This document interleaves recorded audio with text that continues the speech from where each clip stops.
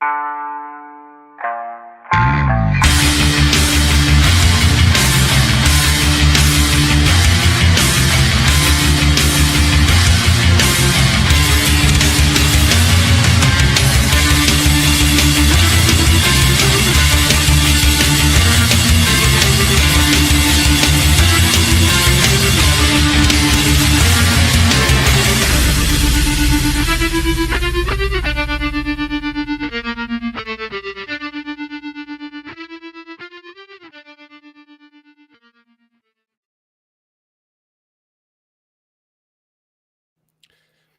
and welcome to Points of the Crown Live. It is Wednesday, November 19th. I am Steve Messenger, your host, and joining me as always is James at Sketching the Beast. What's up, bud?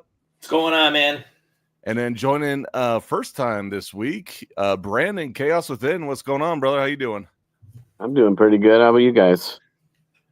Just fine. I'm gonna play around with the setting here because I feel like we went like ultra zoomed in. Yeah. I don't love looking at my big mug. There we go. Yeah, put your nose as close to the lens as possible without smudging it. What's up, friends in the chat? We got Snapping Turtle here. What is going on? What's up, Randy? I was just telling the fellas in the back room. It's like this has not been the most exciting week personally. There's all kinds of stuff going to hell in a handbasket everywhere else. Mm-hmm. But I have a browser full of tabs. We have a jam-packed show of stuff to talk about. But before we do that, Brandon, I don't know, have we met at a show before? I'm not sure. I've been to a few. I don't think you guys would have crossed paths unless you. I don't know, Brandon. Were you at Flower? Nope. No. Okay, then probably not. Then. Yeah. Yeah. So James texted me like 20 minutes before the show and was like, "Hey, I got a buddy that I want to bring on. Is that cool?" And I'm like, as long as the name checks out, that's cool. Right. There's a very short list of people that I wouldn't want on the show. Oh, okay. Well, that's good to know. There's a very short list. You'll have to send me that list so I know. Yeah. Well, even then, it might be entertaining to have them on, like. Yeah, some drama. No, I mean, I don't have a whole lot of drama in my life. I do a pretty good job of, mitigating most of that. But as far as I know, we're in good hands tonight. So, Brandon, where are you based out of, man? Vestal, New York.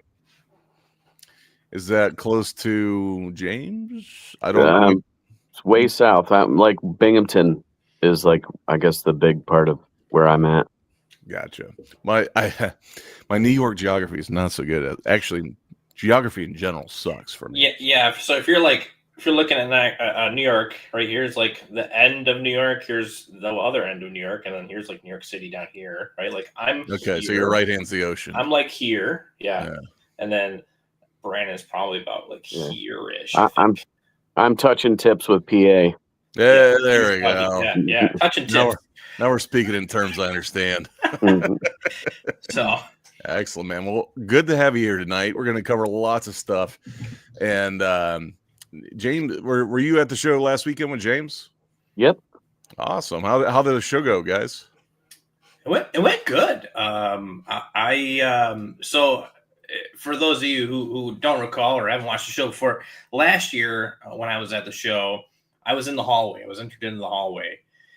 And I had talked to the guy, and like he was like, "Oh, well, I'm sorry, attendance was down this year from last year, and blah blah blah." And so he ended up moving me into the show because he had some spots open. This year, I was in the show from the get go, and attendance was up, so it was great. Show was great. I did really well. I sold out of like a couple of metal prints, which just never happened. That's huge. So yeah, no, I did really well. I was very excited. It was a good show. I had a lot of fun. How about you, Brandon?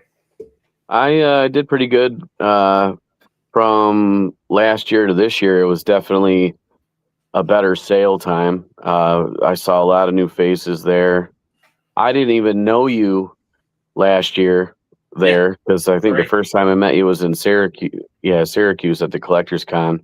Yeah. But that's probably why I didn't know you were out in the hallway, and then they moved you back in. Yeah. But the dreaded hallway. Yeah. So you guys were all in the main room this time? Yeah. Yeah. I took the plunge and decided to be a vendor this time. because you get more space, really. Yeah. Plus, with Chrissy being a vendor, it just was easier. Right. We were both vendors. We were back to back, which was nice. So we had like a curtain between us, and obviously we would just go back and forth. I had the kiddos, of course, which made things a little bit more difficult, but it was good. It was a good show. Yeah, I had my kids with me too. They usually go with me to this one, to the Twin Tiers one. Nice. There you go. So yeah, just clicking through some of the tabs that they got here. So is this the main room here, or is this hallway? Yep, you're looking down the path of Artist Alley. Yeah, and there's more this way. Gotcha. From like they're taking a picture like halfway into the show, I guess. Gotcha. But it was nice. It was a nice little show. I mean, it takes place in, what is that, like an abandoned Sears, I think. I think it was a Bonton. Oh, okay. Oh my gosh. Bonton. Really aging ourselves there. Right. So the New York locals, Macy's, or it was like yes, sort of. Yeah. Say, yeah. Same genre of store. Gotcha. Right. Like most malls, it had contained 3 J.C. Penney's, a J.C. Penney, a Macy's, and a Bonton. Yeah. Gotcha. Yeah, that it is interesting that there was a period in our life where like it was a big deal to make sure you checked out Dillard's, J.C. Penney's, and Sears. Yeah. Like, if you're doing all 3 of those, you're probably doing your back to school shopping or like buying your winter clothes or something. Yeah. Now you just get on Amazon and have it dropped off. Right. Yeah, pretty much. Yo, what's up? What's up? Kevaside.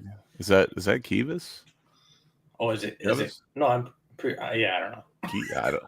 Well, welcome to the show. Regardless, we're glad you're here. And I apologize if I do know who you are and I'm just butchering your name. Wouldn't be the first time. This is the quality entertainment you get. Crown Live. Yes, Kevin. Oh, Kevin Davis. What's up, man? How's it going? Oh, the S was throwing me off. Yes. Kevin signed. Because I do have a friend named Kivas. He does twisted wire art. Oh, cool. Well, friends, today's a big day. You guys probably didn't know this. I didn't know until I saw the meme, but apparently it's Men's Day. Oh, it's Men's Day. What? I missed that. Probably the only thing that rhymes with Wednesday is Men's Day. Right. And this meme captures it all. It's you got Dennis Reynolds here says, "Hey, it's International Men's Day," and the women say, "I don't care." Right. Says, my wife saw one today that said "No woman ever." Yeah, I mean, I wasted most of my day before I found out that today was my day. And, right, same. Jeez, I bought my wife a coffee. I mean, I bought myself a coffee too. But like, she should have been buying me coffee. Something. I don't even. I feel like there's a holiday for everything, right? There really is. It's gross. Which means that there's got to be a process. Like, I don't know if we have to submit something, if we got to get like enough signatures. Well, if there's no card at a Hallmark, then it's not a holiday. Challenge accepted. I've got a Hallmark factory not too far from where I live. Back in the day, that was like one of the local dream artist jobs. Was like, you could go design cards at Hallmark. Right? Oh yeah. They made a whole movie about that. What was that? The Adam Sandler movie. What the heck was it called? Is it the 21st Dates? No. Oh, I'm drawing a blank on it. That's the only movie I know that Adam Sandler was involved in. That would be close enough. No, I can't remember it. But he ends up having like an uncle that was super rich. He gets an inheritance. I can't remember the movie's name for the life. Oh, Mr. Deeds. Yes, Mr. Deeds. Yeah, he wanted to be a Hallmark. Hallmark writer. I guess he wanted to be a writer for Hallmark cards. But I need to go back and watch it. I completely forgot about that movie. Yeah, it's been forever since I've seen it. Huh. You said Hallmark cards, and it like sprung in my memory.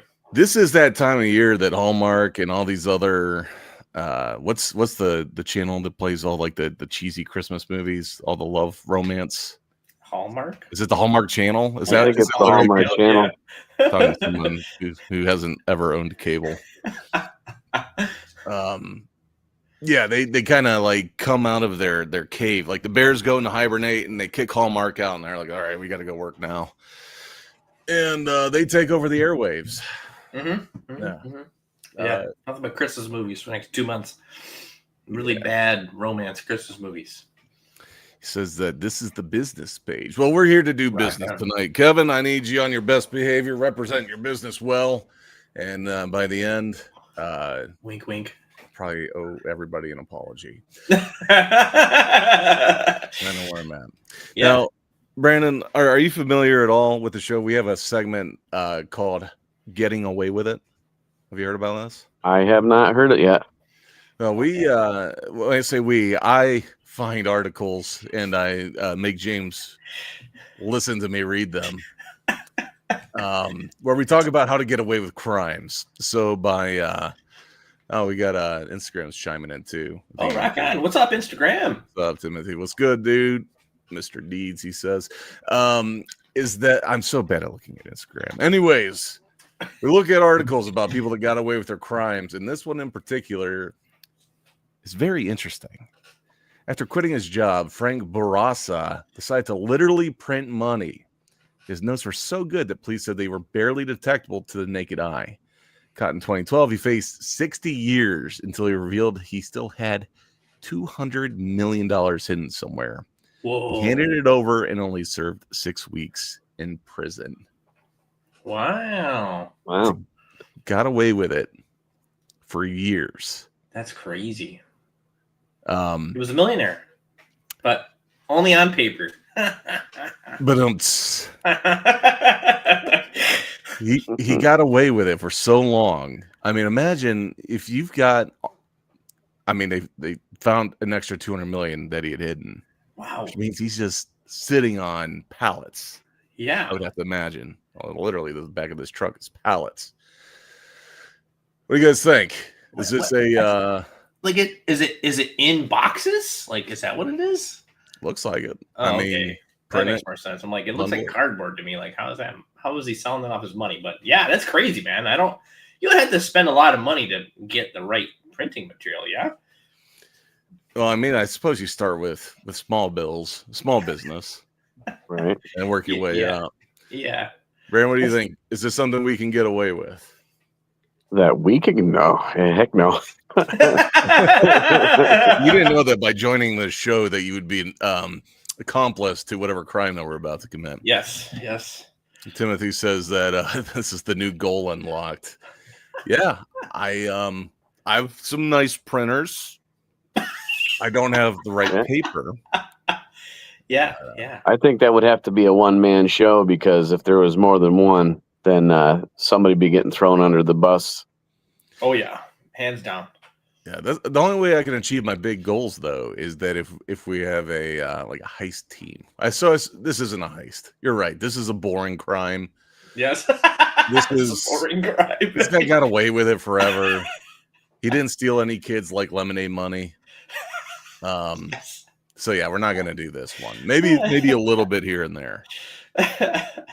I got one more getting away with it. And we got another one. Oh yeah, man. This was a two. These articles were right next to each other. Coming out for a 2 for this week. Sweet. Yeah. Right. So one more getting away with it story, because I couldn't help myself. All right. 2020, a college student found $135,000 in cash near an ATM, immediately returned it to police, and was awarded with a $500 check. Thank you for your honesty. Here's $500. Okay. So, is there more to the story? Did he steal the $135,000? The first comment says the bag originally had over $250,000. Yeah, right. Here's your wallet bag. There's only $20 left in it when I got it. You know? Yeah. Except it's an ATM bag. Yeah. That's like I mean, I guess this is clearly a moment of opportunity, but I'm going to pose this question to both of you. Okay.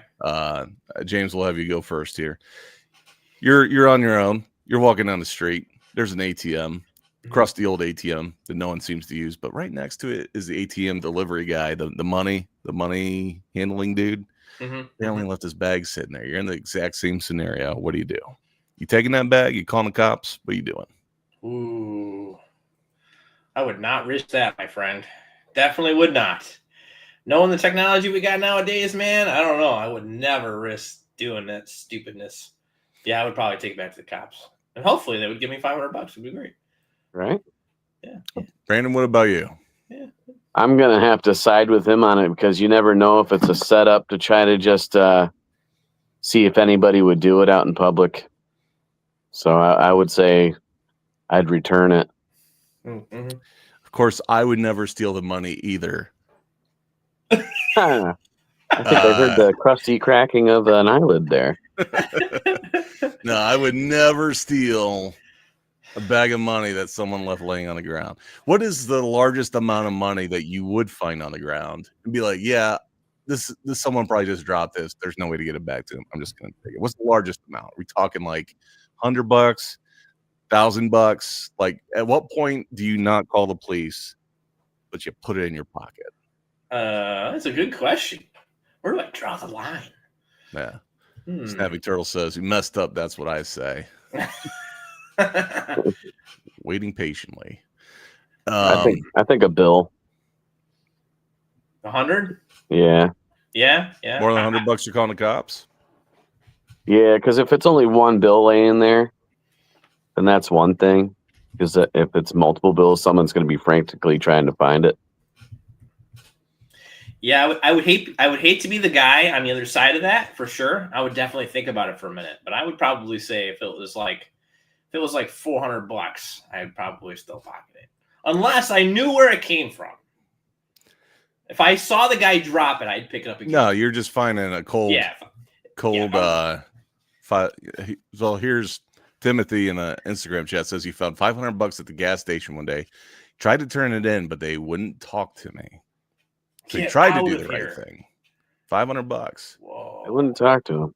Whoa! That's crazy. Now, what up, Matt?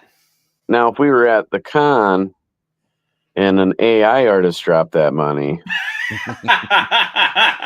might have 3D printed it. Right. That's the new move. All these AI bros are getting 3D printers. What's up, Matt? What's good, dude? What's going on? Yep, we fell victim to that in Syracuse.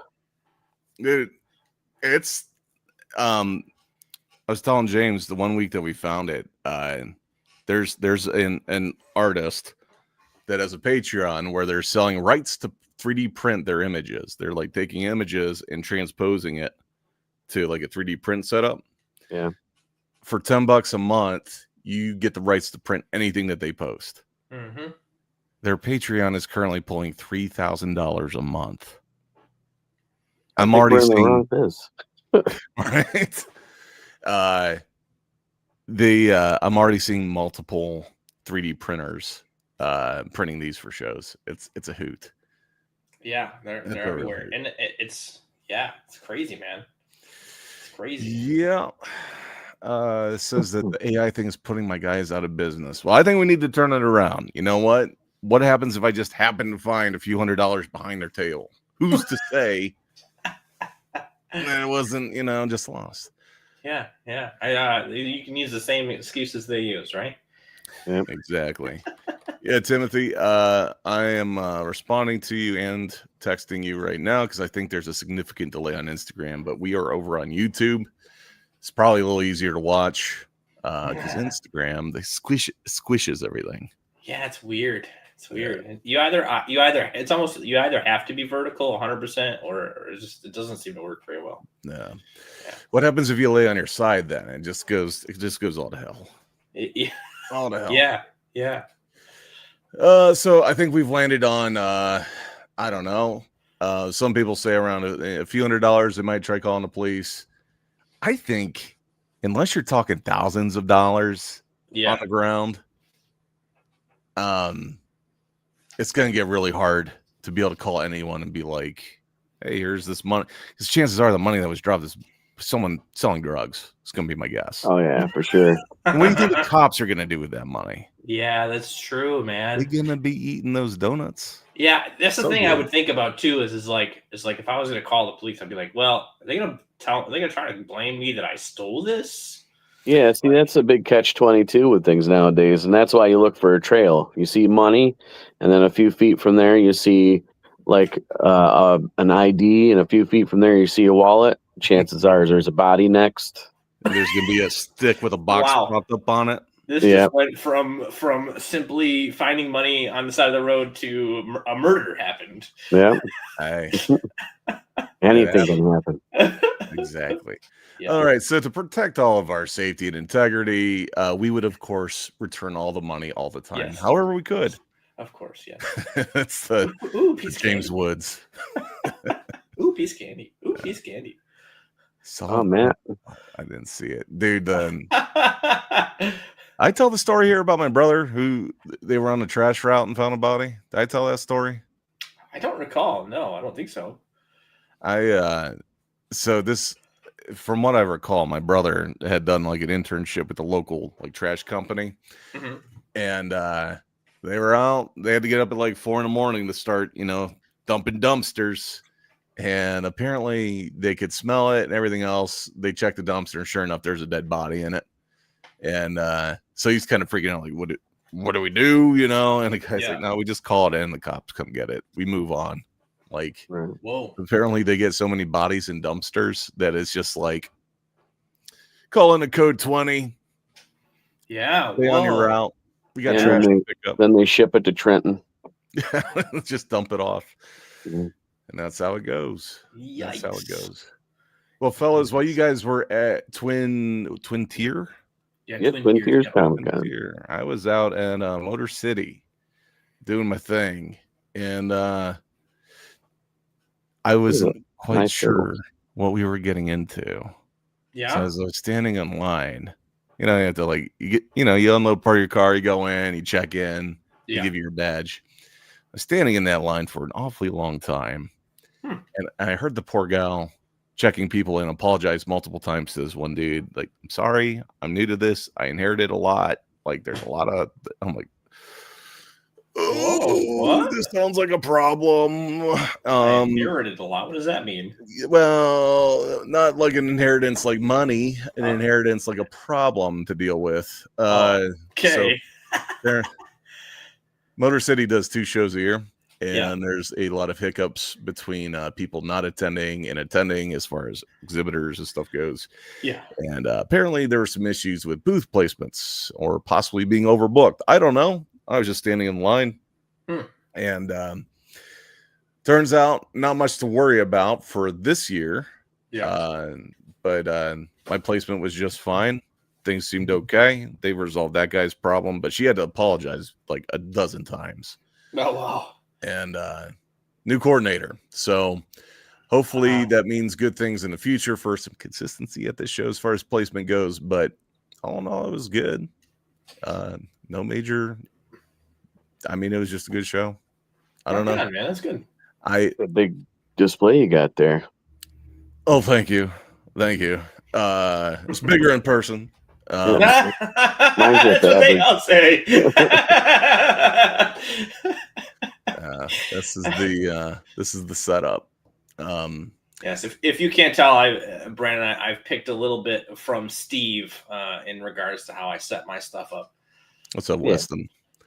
Got Weston in the Instagram. Tim, welcome to the YouTube channel. This is where the actual fun's at. What's up? I tried streaming somewhere else other than Instagram once, and it was a waste of time. Yeah. But yeah. Anywho, I felt like there was something relevant I was going to say about this show.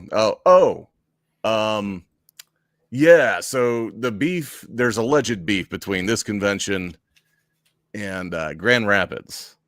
That this year they ended up Motor City picked the same weekend as Grand Rapids. Oh wow! So I some are describing it as a pissing match. I have no idea. They could be really good friends, and this was just an unfortunate planning of events. Yeah. No way to know. Dude, it's weird, man. I've been even up here, like in the New York area, like a lot of people are like a lot of the show people, exhibit, whatever the hell you call them. A lot of them are like, "Oh, I don't like that guy's show. I don't like that guy's show." Yeah. Blah blah blah. And yeah, I've heard of some beef between like Twin Tier, like the guy who runs Twin Tiers and one of the other shows. I can't remember what show it was, but like it's just there's like I don't know. I don't understand why everybody can just get along. Like, come on, bro. Oh yeah, it's like TFCon and BotCon. There was I I've done both, and sometimes the guys that do Chosen Prime are the one that hosts TFCon. Yeah. And if they hear that you attended BotCon, they'll either try to ban you or give you a hard time about it. I'm like, that's just not you fair. guys just all need to get along because we're there to sell our wares and to make connections with people. We're not there to, see who skinned whose knee, I want to go to. I wish I was at. I kind of wish I was at Motor City. I don't think I would have done as well, but they had Matthew Lillard there, and there was somebody else there. I was like, so nice. So Motor City has a really good artist alley, and if I could, I would still keep my 2 booths over there. Yep. The corner vendor booth is very expensive compared to just doing 2 artist alley tables. But yeah, that was all weekend. People were talking about. I wonder how Grand Rapids. Well, I ran into somebody that was at Grand Rapids. Oh. And from what Ben's saying here, he says, from what I've heard, it's the same weekend again next year. So apparently the grudge continues. They're gonna see who outlasts who. Yeah. Motor City was really busy Saturday. Friday was a little slow. It's to be expected on a Friday during the school year. Right. Sunday was pretty strong most of the day, but Saturday was slammed. Oh wow, that's awesome. And talking to this dude that was at Grand Rapids, it sounds like they did have a bunch of cancellations. I don't know if that's true or not. Haven't done much to fact check it because I don't care that much. Oh wow. But for me, it's more like I'm losing one of my November shows, one of my only November shows. Yeah, that stinks. So, yikes. And I really can't afford to just go do Grand Rapids because if I lose my spot in Motor City, I can't do the May show. Oof, yeah. So there's that.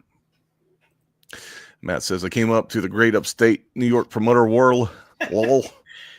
Went through all that. Yeah, I'm learning as the show goes on through James here that there's a lot of drama in New York. Yeah. Mm-hmm. Yeah, sure. But, yes, I think Matt knows much more of it than I do. Oh yeah, I've learned a lot from Matt. I'll tell you that. Yeah. Yeah. So Matt, if you got any pro tips for how to survive, and not just the tip, the pro tip. We need the pro tips. Let's see. I don't know. It's all in all, it's all good. The thing is, it didn't seem like they had some big names there. Like Phil Lamar was there. Yeah. Yeah, that's pretty cool. Dude that plays Bender, John DiMaggio was there. But yeah, that's cool. He's a good dude. The name I heard all weekend, though, up and down, left and right, was Matthew Lillard. Of course. Which I know that he's been in a lot of stuff. I guess me personally just a little surprised that he's like headliner level. Like that's how much people were talking about him. Mm-hmm. Well, he's up there now because he's that Five Nights at Freddy's 2 is just coming out. Either it's out now or it's coming out soon. No. He's making his return back to the Scream movies again. Yes. Yes, his agency is promoting him hard, but it helps. Here's where it helps, right? He is a awesome person. That helps a lot. He loves the geek stuff. He loves he's got his own D&D stuff. He's got his own comic that goes with his whiskey brand, and he's promoting his Beetle and Bards just is dropping a Kickstarter for a board game. So he's everywhere on the map right now. Yeah. So he's out there. And he's one of those people that aren't he likes his fans. He'll sign your stuff. He's not one of those ones that'll, make a little check mark like it was his autograph and then shoo you on. Yeah. Am I not supposed to be doing that? As long as you're charging, $40 to $50 for your autograph, you can do whatever you want. Oh, there's multiple ways to pay me. But the thing here, as you guys Venmo. That's Venmo is what I was thinking. Yes. So as you guys sing Matthew Lillard's praises, the real question is, would he turn in a wallet if he found it with all of its original contents, or would he pocket some of that money? I believe he would. Actually, hands down, I think he would. Okay, what if it's $500 on the ground? I think he makes more than $500. Yeah. Yeah, but also he'd have to call in the rest of the Scooby gang because Ray, you found $500. How many Scooby snacks you get for that? What's up, Chris? What's good, man? I saw your message, dude. What show were you at? He messaged me. Apparently, wherever he was, sounded like it was a little rough this past weekend. Ooh, yikes! Sorry, dude. That stinks. It's the hopefully ended up better. Uber nerd celebs. Yes. Yeah. Five Nights at Freddy 2 comes out. So are they going to have Markiplier in it though? That's what everyone's asking. Oh, I can't wait for him to put out more of the Edge of Sleep in that Iron Lung movie. If we're talking Markiplier, so. I honestly just found out who Markiplier is. I've never heard really of him before this year. Yeah, never heard of him. Somehow he's this like multi-millionaire streamer dude, and I'm like, oh, apparently he made Five Nights at Freddy's like famous. I'm finding out. Like, yeah, because he did like walkthroughs on the game. He did it through a lot of games, but like because my kids are a little bit older than your kids are, I had to go through their entire lives knowing who Jacksepticeye and Markiplier were. So yeah. I watched Markiplier for a while. Oh, did you? I like that. Doesn't watch TV, but watch. You kind of sound like him. If you close your eyes and hear your voice, you sound a lot like him. I've been told that I sound like what's his name, Mike Rowe, Dirty Jobs guy. I could hear that. Yeah. And my buddy Kevin was telling me this. He's like, dude, every time I hear you coming, I think it's Mike Rowe. And I'm like, I personally don't hear it, but boy, golly, do I love my Ford F-150 work truck when I'm driving through the dirty job site where it's dirty. I would be more concerned. Like, how often do you meet Mike Rowe that you're assuming that the voice that's coming at you is Mike Rowe, right? Like, you must have this guy. Let's hook me up, right? Right. He must have dirty jobs on repeat. Dude, I used to work some really dirty jobs. Some really dirty. I worked yeah. Some that were probably illegal to do. OSHA would have something to say about it, but you'll always return the money. That's of course. It's actually kind of funny. Before we get to our pro tip from Matt here, so the company I used to work at was when I started, we were doing laundry for like uniform services, and the amount of money that you'd find laying on the floor. I mean, every day it's like at a bare minimum, you'd have enough to go buy a candy bar at lunch, but you find a few bucks here, $5 there, 20 here and there. Ton of dirty pennies. I've heard that if you work at like a movie theater, they also have frequent a lot of money when they clean up the area. Oh yeah. My son used to work at Regal and was just like that. Yeah. My brother found it was like $380 in a bank envelope.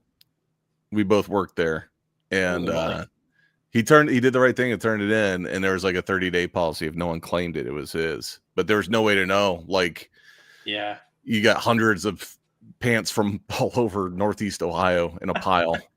Like, who lost the money? Yeah. Right next to the envelope was an empty Ziploc bag. We found all kinds of crap. literally crap. All right, here's your pro tip. This is a fortune cookie moment. Only tip I have is be friends with everyone somehow, whatever that takes. I sense a little wink in there too. Yeah, all kinds of payments, guys. All kinds of payments. Venmo. Are you okay, Matt? Hopefully you're okay, man. Yeah. Hope you got your Square app out. I try to do what I can to either at best be neutral. I find that the more friends you make, the more drama you get pulled into.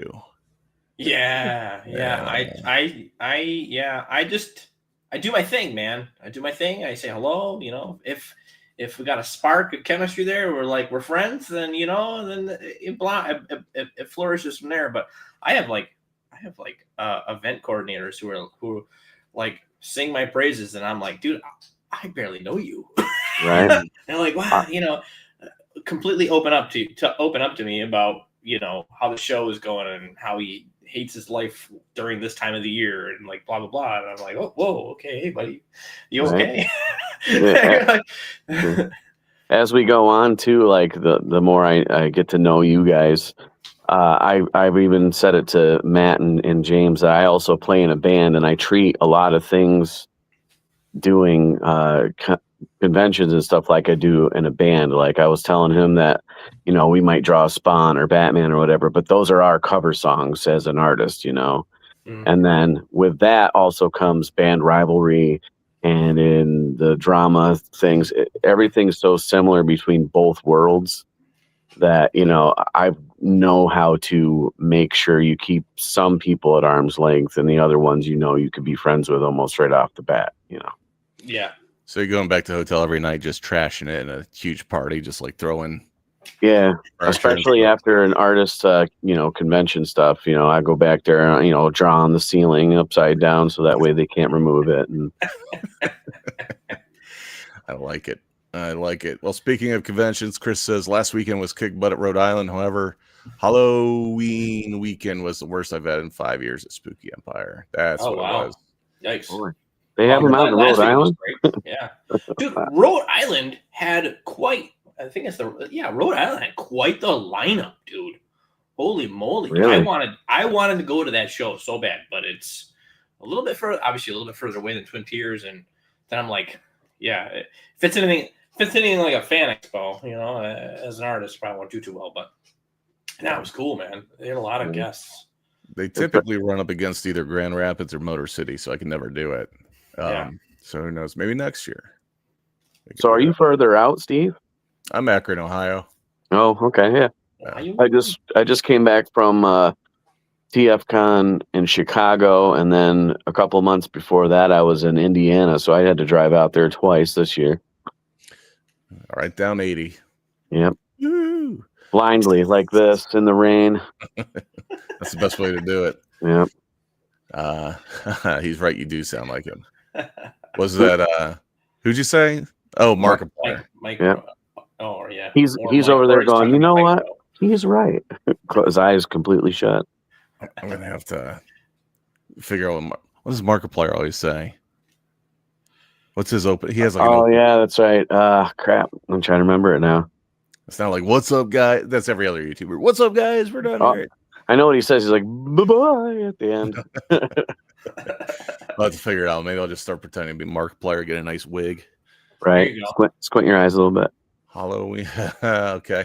How did Steve get canceled from the internet? Let's see. We got our hairy knees in the. All right. What up? That's funny. I heard wink, and here I am. That's why I kick more people and give high fives. Absolutely. There you go. Nice. Everyone in my life's an acquaintance this way. I don't owe anything. Yeah, there you go. You know, that's they got Boba Fett pretty far, I think. I don't know. I was really stretching for that one. So far, they had to clone him. Yeah.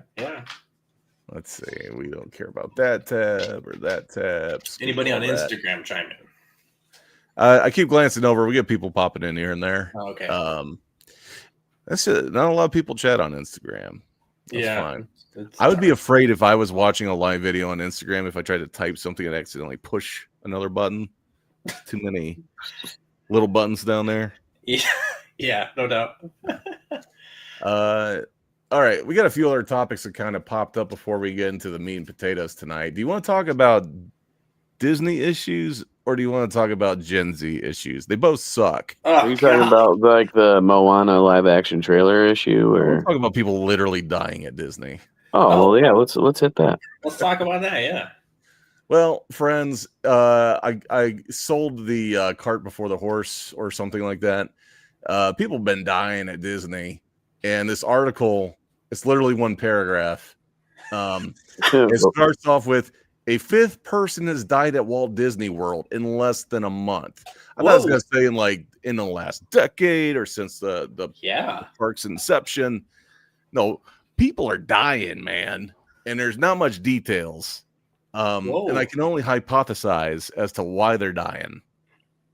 If you don't give me the detail, I'm going to assume it's Goofy, and he's lost his mind. He's like, give me back my heckin' money.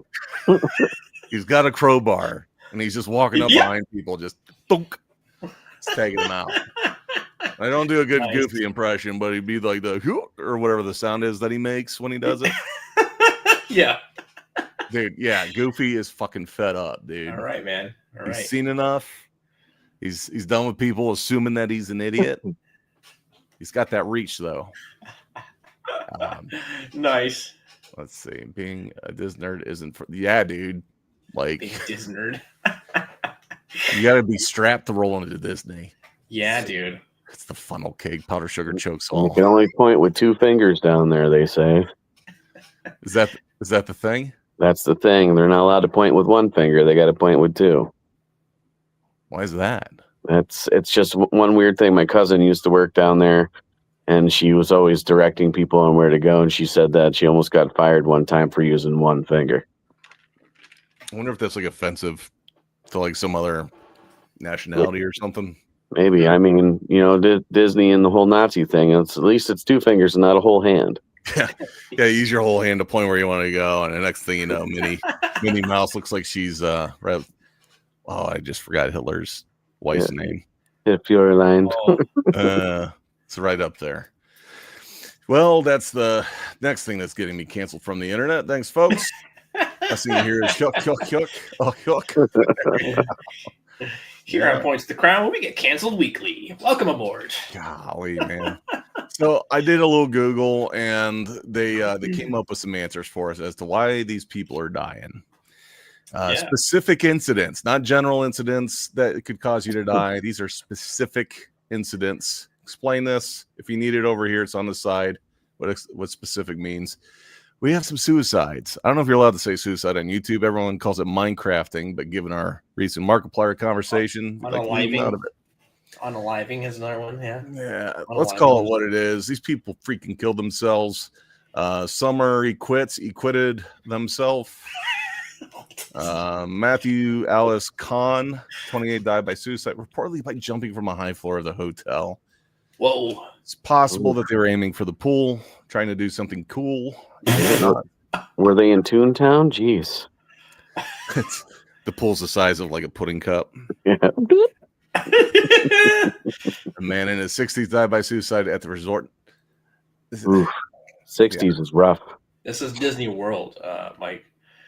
Yeah, this is down Florida. Disney World, Florida one, yeah. Florida. That's, wow. Medical emergencies. We had a couple people that had some other ways that they went out, pre-existing medical conditions at the Fort Wilderness Resort and Campground. I don't like that when you highlight this, it gives me options. I just want to highlight for emphasis. Man, they make buttons for that, like specific clickers you can get. I'm just going to point at the screen so you can pretend at what I'm pointing. Let's see. A woman in her 40s was found dead at Pop Century Resort on November 2nd after being taken to a hospital. No foul play was suspected. I suspect foul play. It was Goofy. Yeah. Well, foul play would be Donald, right? Donald, right? I think that's the move. I'm surprised they don't have a attempted suicide because the explanation was it was too damn hot. Dude, that was so when we do MegaCon, it's very late in the winter, early spring, so it's like February, March, right? Did you do MegaCon the beginning of this year? Yeah, I was down there. So, I was among the other 290,000 people. Well, the reason why I went down there is my dad passed away, and me and my wife flew down there, and we, as a thing to get our minds off of it, I paid to get autograph from Matthew Ryan for my wife and Brandon Routh for me, and then my brother lives down there, so I met him there too, and boy, it was a fiasco because Matthew Ryan left early, so my wife was kind of pissed, and I met Brandon Routh, but then I went down to Artist Alley, and it was awesome to see, but it looked like a nightmare to be a part of.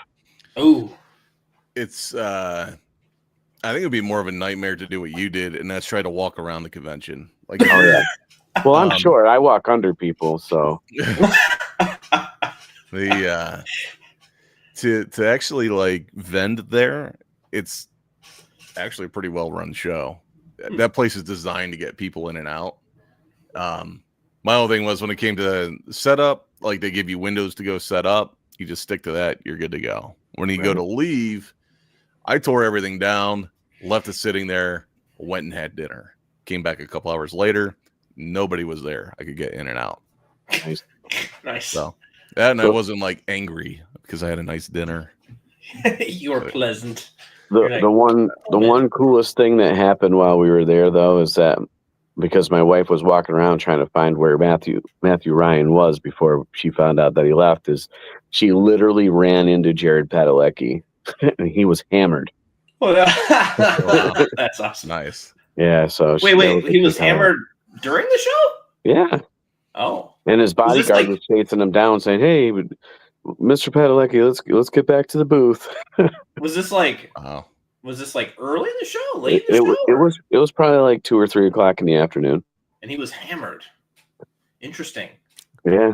Interesting. You know, you can't drink all day if you don't start in the morning. Right. You can't be a party animal if you're not a party breakfast goer either. Yeah, it's 5 o'clock somewhere, right? Yeah. Absolutely. Yeah. So in the vein of our Disney fatalities, we have some more Disney news. Yes, supernatural dude, Mike. Yeah. So Jeremy Renner's in trouble. He misses the premiere after allegations. Now, when you hear someone can't attend something because of allegations, where does your mind go? The same place where that guy from that 70s show went.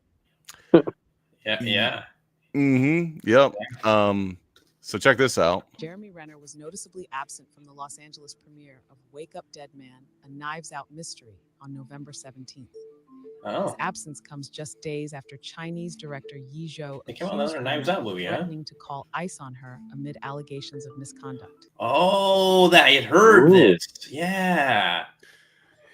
When they expect you to zig, you zag. What allegations did he have?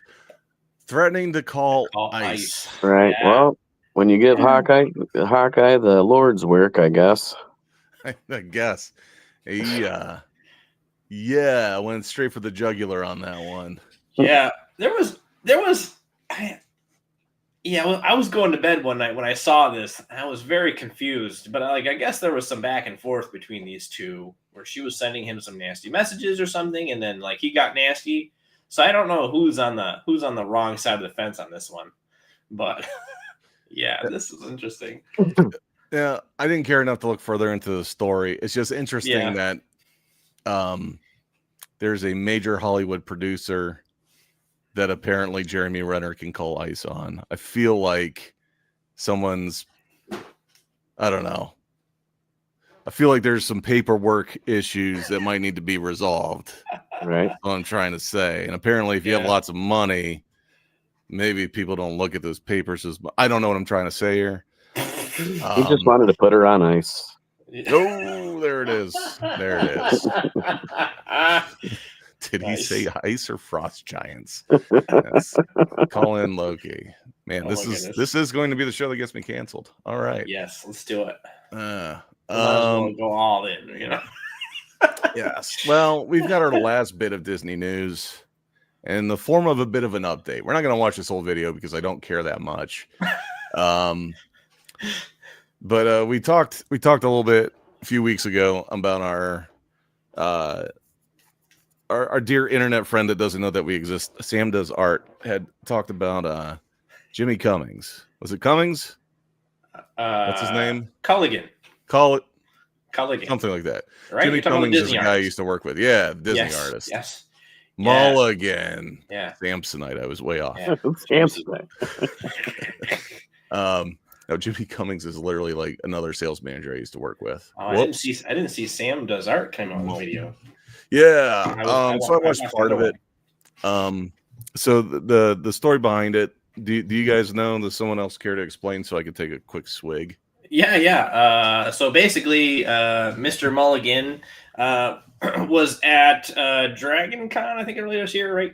And so it was a bunch of other people, obviously, and there was a big to do with the AI art that was happening at an artist booth, and then it kind of came out and about that people started accusing Mr. Mulligan. I guess a Twitter post came out that somebody said, this guy was basically scamming people, and that there was AI generative art in a lot of his work. And that kind of blew up from there. And then it was also covered by another popular YouTuber who I follow. Inkwell. And yes, then Mr. Inkwell, who kind of went over his recap of Dragon Con and had talked about a little bit about the AI going-ons, and also kind of pointed out some of the AI stuff some of the stuff that looks like it could have been or should have likely was AI. The rest is kind of history. There's been a lot of back and forth between everybody, and supposedly there's a lot of question about whether or not he's blacklisted from Disney or not blacklisted from Disney.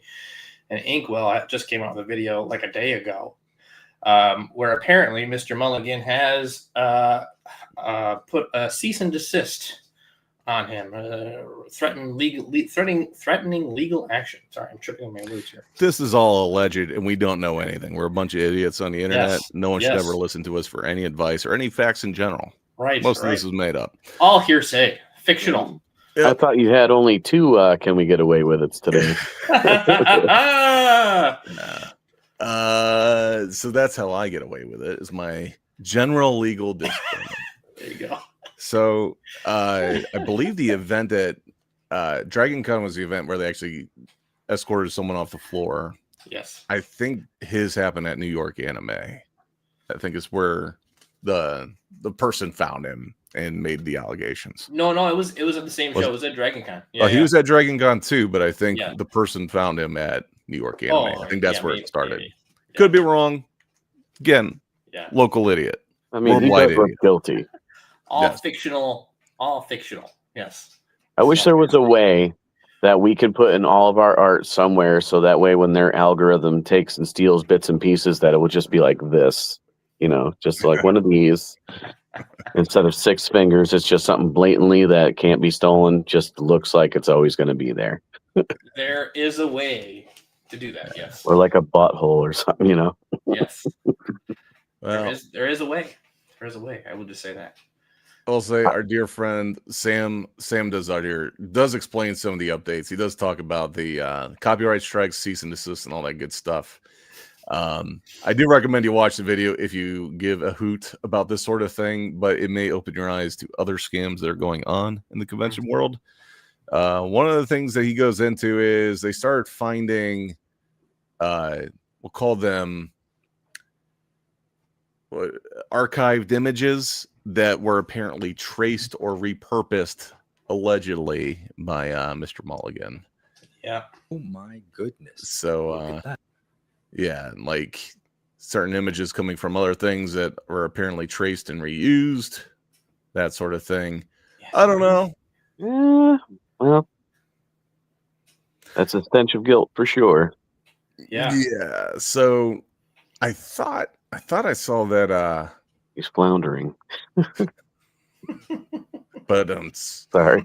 I could have sworn I saw that this dude was going to be at some other shows this year, but I have not seen him on any of the exhibitor lists. So I had heard, and this is again hearsay. I had heard through the grapevine, and this is not confirmed. Again, hearsay, but that he has been banned from quite a few events due to all of this information coming out. Yeah. Yeah. Well, I tend to err on the side of the artist. I think people should have a chance to explain themselves.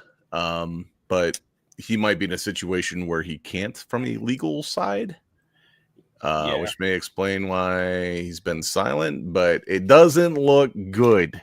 Yeah, if he's sending cease and desists and takedown notices to people who aren't even famous. Yeah. Yeah, he's going. I mean, the person that made that Twitter post, he sent them a takedown notice, which is crazy to me because they were like, they're like a nobody. They're just somebody with a Twitter profile or an X profile. when your knee-jerk reaction is to get extremely defensive and go on the offensive as well, generally doesn't look good. And like a lot of people are saying is like the dude can actually create art, which is the confusing part. So what is the need to rip everything? What's like rip off of other art? Yeah, it's just laziness. Pure laziness. Yeah. Clearly doesn't like being an artist. I mean, maybe I'm wrong, but must not like it. Must just be doing it for the money. If you're copping out and just copying things. Right. I think for some folks, they get stuck in a situation where they need to churn out more work. They need to get more things done, and they start using it's a tool to help me be more productive mindset. Where I can just throw in a rough sketch and it'll do everything else for me. Yeah, I'm not a background artist, so I can just use ChatGPT or whatever to make backgrounds for me. Yeah. No, I get it. One of the worst offenses I've heard lately is. A lot of it was stemming from like there's a lot of comic artists that are using Grok or whatever to animate their images. So I'm not like that. Standing there, their characters will be like walking towards the camera. And the defense that I heard recently was, well, I can't afford an animator, so it's not like I'm taking money away from an animator by doing this. What? Like, there's a lot of things I can't afford. Yeah. I don't steal those things unless it's a handful of cash. That person deserves to be in a room where every time they turn, they walk 1 inch forward and slam their face off the wall. Yeah. The one thing that I'm getting annoyed and sick of hearing though from everybody is the cat's out of the bag, the genie's out of the lamp. You might as well, just embrace it or whatever, or figure out how we fit into this world with it. And it's like, but that's not like just because it's here doesn't mean it has to be everywhere. Right. Right. I mean, there was already a big thing that Bruce Willis sold his likeness rights for an AI commercial and overseas too. So it's taking leaps up over things, but people are still trying to figure out how to make the money on the turnaround on it. Yeah.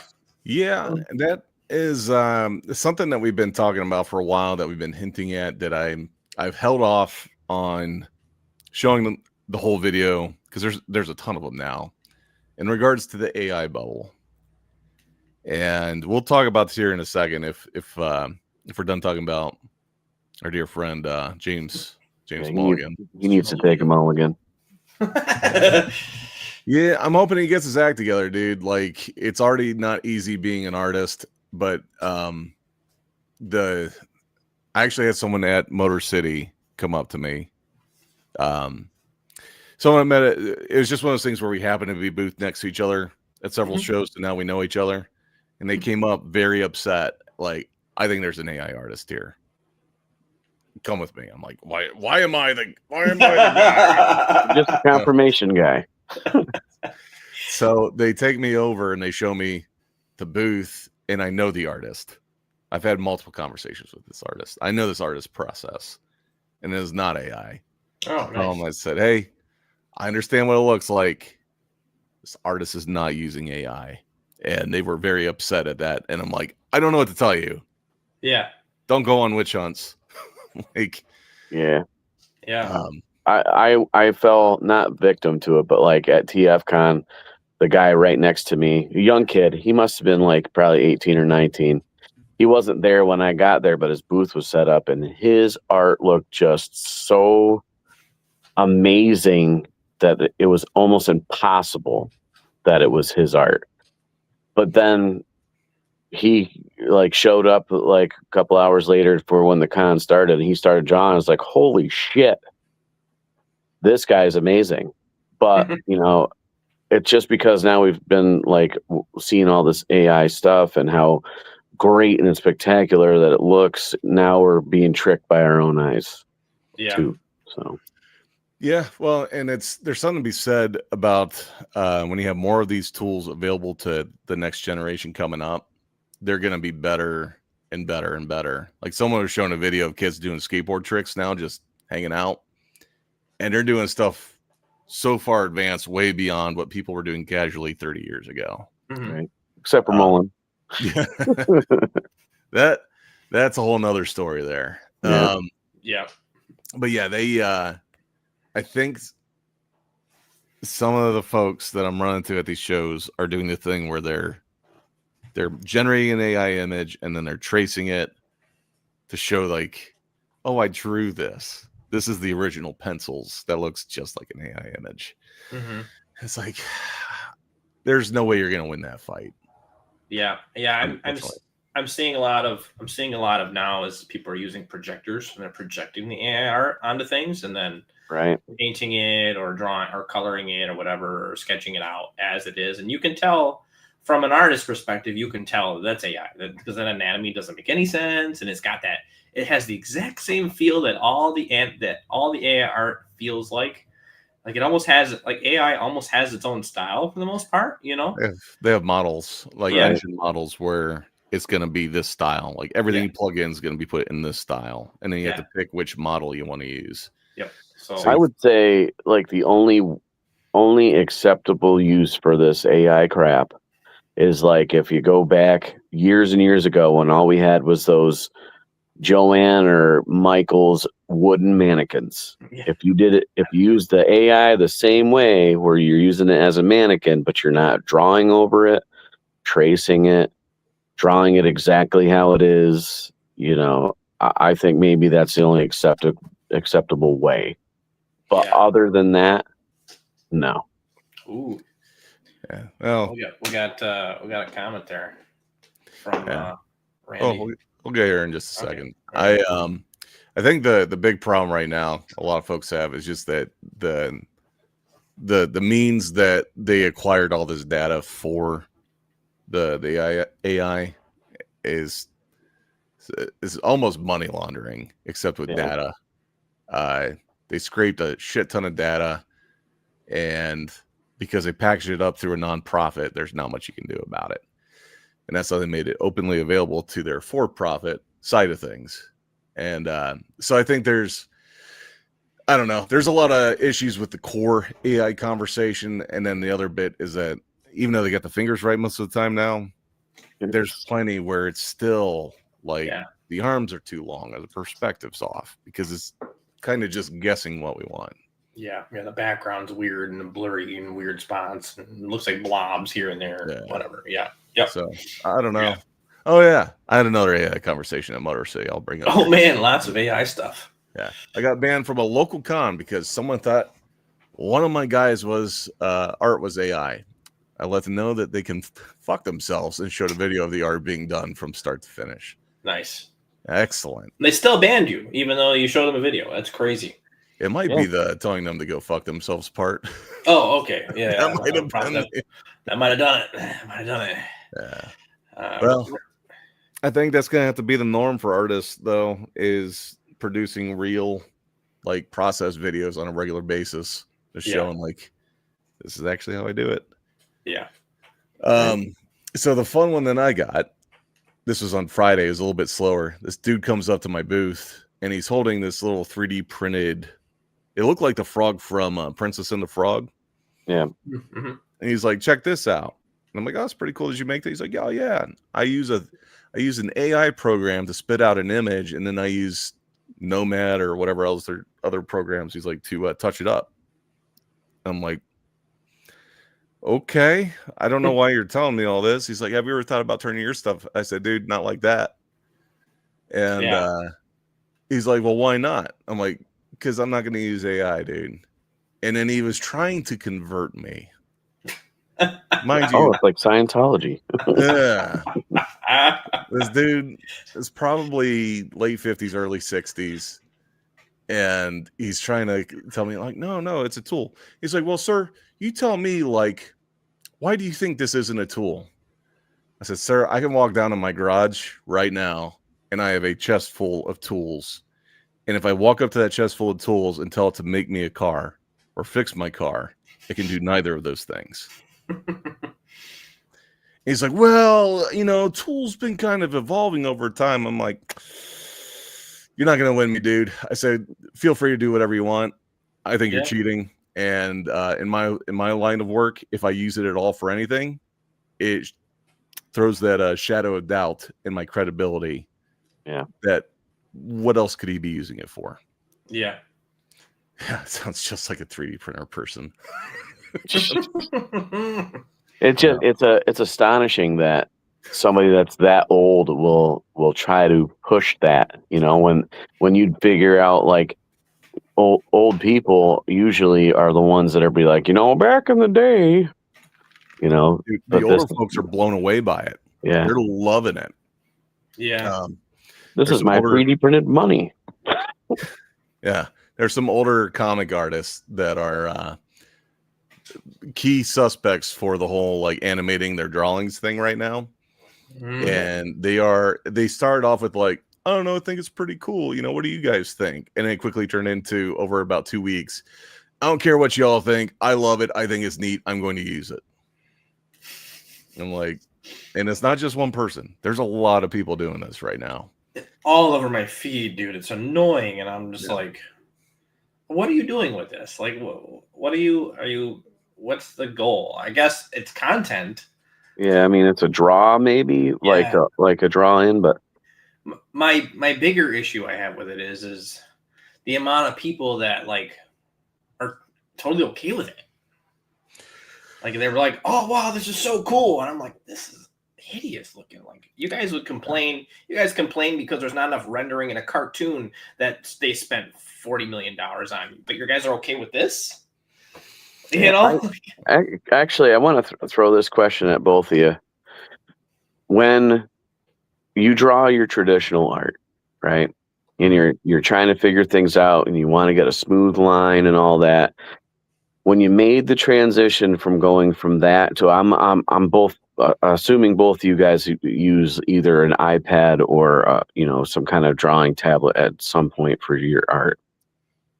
When like, because I use Procreate, when you go in and you want to make that perfect curved line, and now you know you can do it, do you feel like it's cheating then, like when you first started doing it, as compared to now when you see all this AI crap? I have a series of tools that help me draw lines because I suck at drawing lines sometimes. I have a thing like a ruler. I've got a French curve. I got a circle. So I think there's a lot of folks that get lost in the conversation with, I'm not saying you by any means, but a lot of folks I talk to get lost in like, well, computer tablets and Adobe, they have all these things that are effectively like algorithms, and that's technically AI, right? And it's like, well, it's not technically generative. You're still punching in, I want a curve to follow this line. Right. And I could technically go get a tool that would make that curve and put it down, or I could just use that program. Right. And believe it or not, I've seen people use a French curve on their tablet screen, like an actual, lay it right on the screen and then use it that way too. Now, when I first started using Procreate, I was totally against, like, you know, drawing a perfect circle, you know, but because I know that you could do the same thing with a compass, in my mind, it's still the same, because like you can change the parameters yourself to show how big that circle is, and you're actually doing it. Whereas I think the opposite argument for AI is that you're just typing in a bunch of words for them to, Woody from Toy Story with big breasts, you know, it'll just do it for you instead of you're doing it. Will it do that? I don't know. I have no idea. It'll probably do that. I will be. Great news. He wrote Andy under both breasts. Yeah. I don't know, dude. Like my mentality is this: most tools, if I use them poorly, I will get poor results. With AI, even if I use it poorly, you will get amazing looking results compared to what other folks do, right? So, like one of my favorite Midjourney posts on Reddit once was, I just typed like my cat walked across my keyboard and wanted to see what it did, and it pumped out an amazing picture. Had nothing to do with anything. It's like a Celtic looking like warrior lady. I cannot do that with any of the tools at my disposal here, including painter's tape. So that's kind of where I'm at with it. Yeah. Yeah, I don't know. I use Clip Studio. I don't have the fancy. It automatically makes a nice solid circle for you thing. So I really don't know. I have not used that. So I just draw as is. I guess I don't know. Right, and James has seen my work too, and like most of my work, in my opinion, is like very messy sketch. Still looks good even if you do it on an iPad. So I might use a curve here and there, but I feel like the flaw is where the art is, I guess. If I had any idea how to use a goddamn French curve, I would probably use it. Right. No It's idea just like it's like rolling out a mustache and then chasing alongside of it. Yeah. I always end up. I never get the line in the same spot twice, and I'm like, okay, I got to draw this part of the curve, and then I got to move it to draw this part of the curve. I mean, I've seen your artwork, and not one time would I ever think that you were, cheating, And of Steve's artwork, as the only thing I saw was like when you put the clip up of your booth there, and from what I saw, definitely no AI art there. So. Yeah.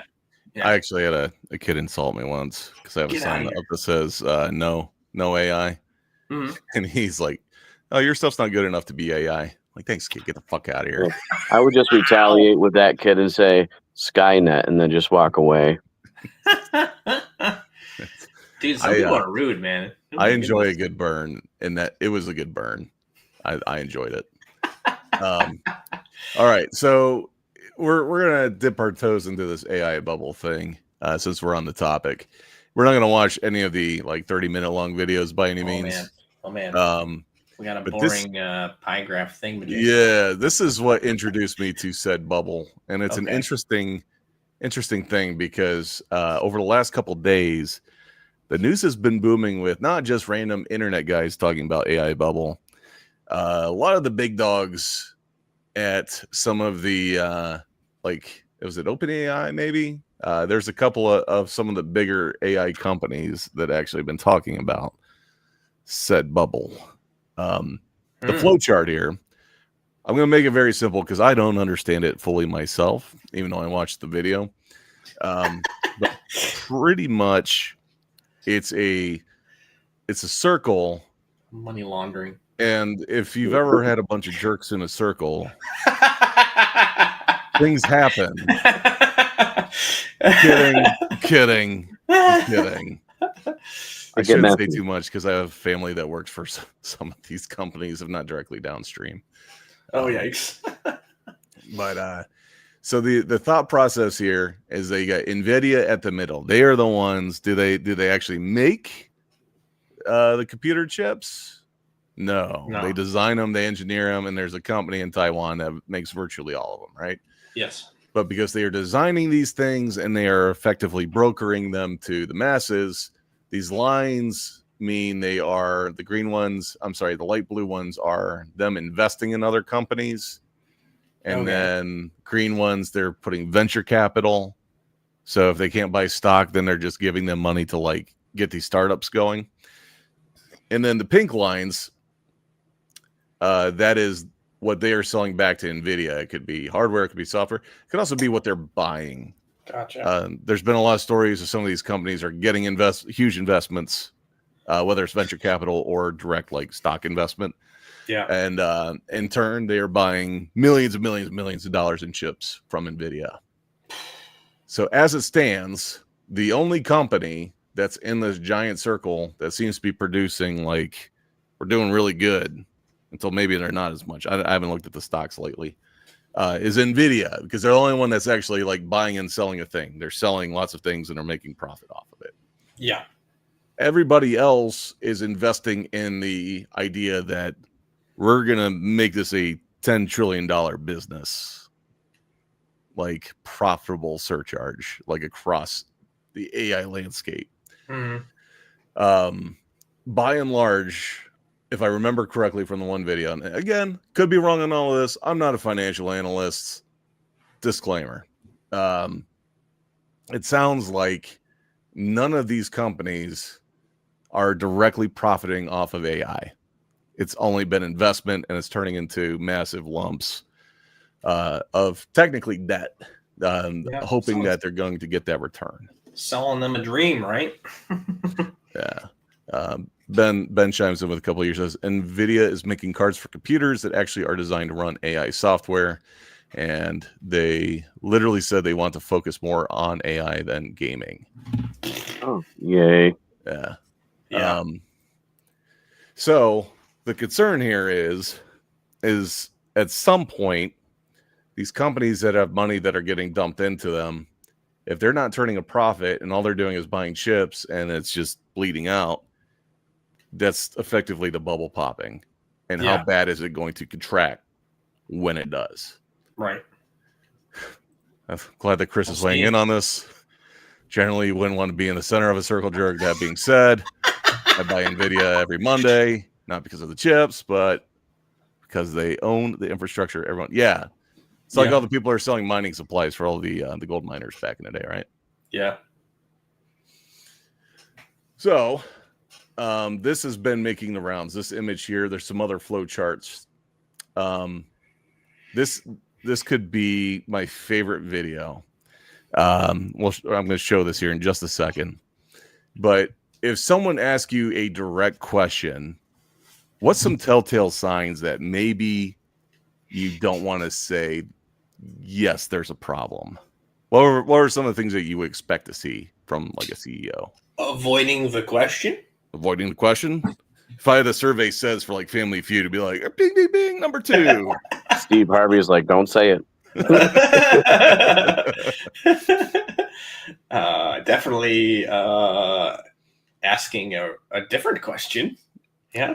Asking other questions, diverting. Diverting would be like number 1. Yeah. And then also just don't answer the question. That would be like number, I don't know. It's probably actually number 1. Pretend you don't hear it and talk about something else. Yeah. So I'm not gonna play this video is only 3 minutes, but you're gonna have an AI bubble. That's the last question. All right, all right, let me see. Well, let me just laugh tell you nervously. Okay, so I think it's really important when you look at what's happening around the world and go back to first principles of what's happening in computer science and computing. There are 3 things that's happening. Computing, science, and computing. Sorry, I fell asleep. Okay. Answering a different question completely. I think the biggest thing is baffle them with bullshit and make it as boring as possible so no one will want to watch the clip. Yes, there you go. Is that Elon there, by the way? Yes, on the other side of him. Yeah. Did you see the look on his face? He just turned and looked at him. He's like, let this guy He's like, I don't know how to answer that. That's the last question. Okay. Are we gonna have an AI bubble? Yoink. That looks right there. There's a perfect frame where he has like his eyebrows raised. That's the last. Oh, it was right in between. So, did someone say Domino's? Where is it? It's somewhere in there. At any rate, no. So they go on to be like, the way that computers have been used over the years and everything else has gotten more intense, and what people expect. It's like, just answer the question: are we all going to die because we've all invested in you, and all of our 401ks are invested in you because they think that you're the best way forward, and if you collapse, everyone's gonna hurt. Yeah. Yes or no? And end result: everybody gets a Tesla. Yeah. Hopefully at a huge discount. But yes, this was the U.S. Saudi Investment Forum. If that makes you feel great. Yeah. That's the other thing, is this symbol back here for you true tinfoil hat wearers, is that like ChatGPT has this. I think Google Chrome adapted this. The circle in the middle with the spirals coming out. That is a 6. Oh, number of bees. Oh my God. Yeah, it is. That's funny. Yeah, apparently like every major, I think ChatGPT was using it. I think Chrome was using it. There's some others that have adopted this. Firefox. Yeah. Yeah. It's almost like the what's the one symbol they've been doing or something that the celebrities do. They go, I don't know what it is. It's something weird. Like I don't. Nice. I like you blew up on my face. I was scrambling to find that button. Like, there's a way to do it. Yeah, I don't know. I've seen quite a few actors, and there was like people who are saying that that's a cultist symbol thing, that they're like summoning the devil or something. Baphomet or Lazuzu or right. And Lazuzu. And we'll be right back. Lazuzu. But this is what a lot of folks are saying here, that Chris chimed in with, is 100% expect a correction in the next year. But he's looking for the 10-year out plan. Yeah, that's the challenge, though, is like I plugged it in to actually ask Grok the other day. I said, what's going to happen if the bubble pops in this AI bubble? And its estimation was that instead of it being a $10 trillion boon to the economy, it would be more like $1 trillion. And it would be your core companies that were already doing well to begin with are going to reap the benefits of whatever AI development has happened. And then some of the smaller ones will probably just fade from existence in whatever Chapter 11 bankruptcy that they go through, whatever it might be. So your Microsofts, your Oracles, possibly your OpenAIs, Microsoft, not Microsoft, I already said Microsoft, Apple, they should be doing just fine. Yeah, they'll be fine. They'll all be fine. Yeah. Yeah.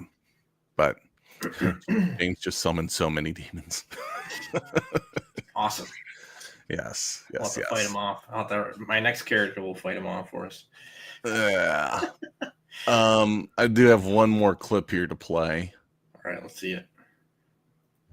Tech leaders seem to be suggesting that the AI boom might be heading for a bust. The CEO of Google is joining what are growing warning calls.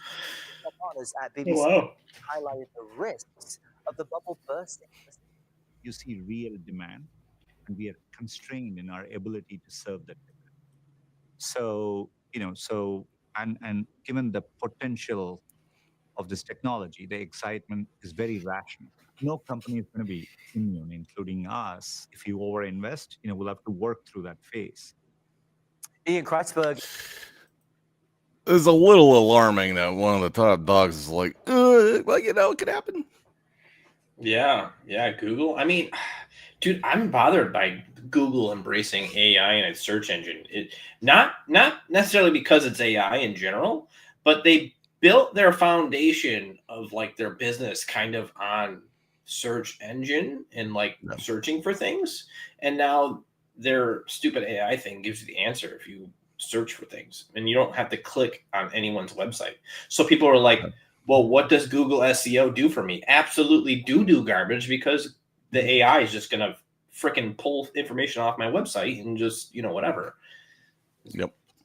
Yeah. And that's the other bit is the advertising dollars you get from a click to go into those websites. I don't know that that's happening anymore. So if you're the small business owner on the back end trying to make that AdSense money, who knows what that's going to look like? Yeah, just wait. One of these days, it's going to be an image of, or like the Lawnmower Man movie where Job's like taking over everything. It's going to show that, and he's going to be like, all right, now all your bank accounts are empty. I have all your clicks, and that'd be that. The end. Yeah, that's part of the concern is that as far as infrastructure goes for this is that, okay, if the big dogs can sustain the hit, what happens to everybody else? Are we looking at a 2008 recession again where we have to bail out the car manufacturers, except this time it's going to be Microsoft, or probably not Microsoft, but I feel like there's going to be a lot of software companies and tech startups and stuff that are going to be taking these hits. Yeah, it'll be interesting, because if they start pulling back on AI usage and they're like, okay, well, maybe this isn't working for us. At what point, like, does that mean that we get jobs back? Right? Well, if you want to, this is what I'll tell you. I work for a company that we type in license plate numbers for EasyPass, but it's strictly for, when I found out about it, I was pissed, is that so we could teach the AI system to recognize those license plate numbers. So I hate this job, and I'm only doing it because I need the money. Yeah. But it really does make me quite a bit angry to go into that job every day knowing that that's what it's for. Yeah, you're just training an AI to take your job. What happens if you happen to type the wrong number? Like, well, then you're going to get a fine tomorrow. What if I give you a certain plate number to start writing in over and over? Yeah, I could do it. I don't care. At that point, it would be my way out. Nice. Yes. Oh, Chris is asking. Steve, can I get your weekly update on passenger pigeons, please? I know you have something. I missed a month of the show and need a fix. And I don't know what this hieroglyphics are at the end here. Yeah. Oh, skeleton. Something of the skeleton in the middle. I don't know. Oh, they're emojis. Until next time. I'm sorry. This screen, it's like super tiny. Yeah. Unfortunately, there hasn't been a whole lot of talk other than what we've already kind of been. They keep talking about the using DNA to try to revive some of these animals. And I think I honestly, if I had to answer right now what I think happened to these things, I think they're in New York. I think the pigeons that we see all the time, if you just do these, was that the natural selection, selective breeding? Yeah. I think we hunted out all the red-bellied pigeons, and the blue-bellied pigeons fly around New York. Yeah, maybe.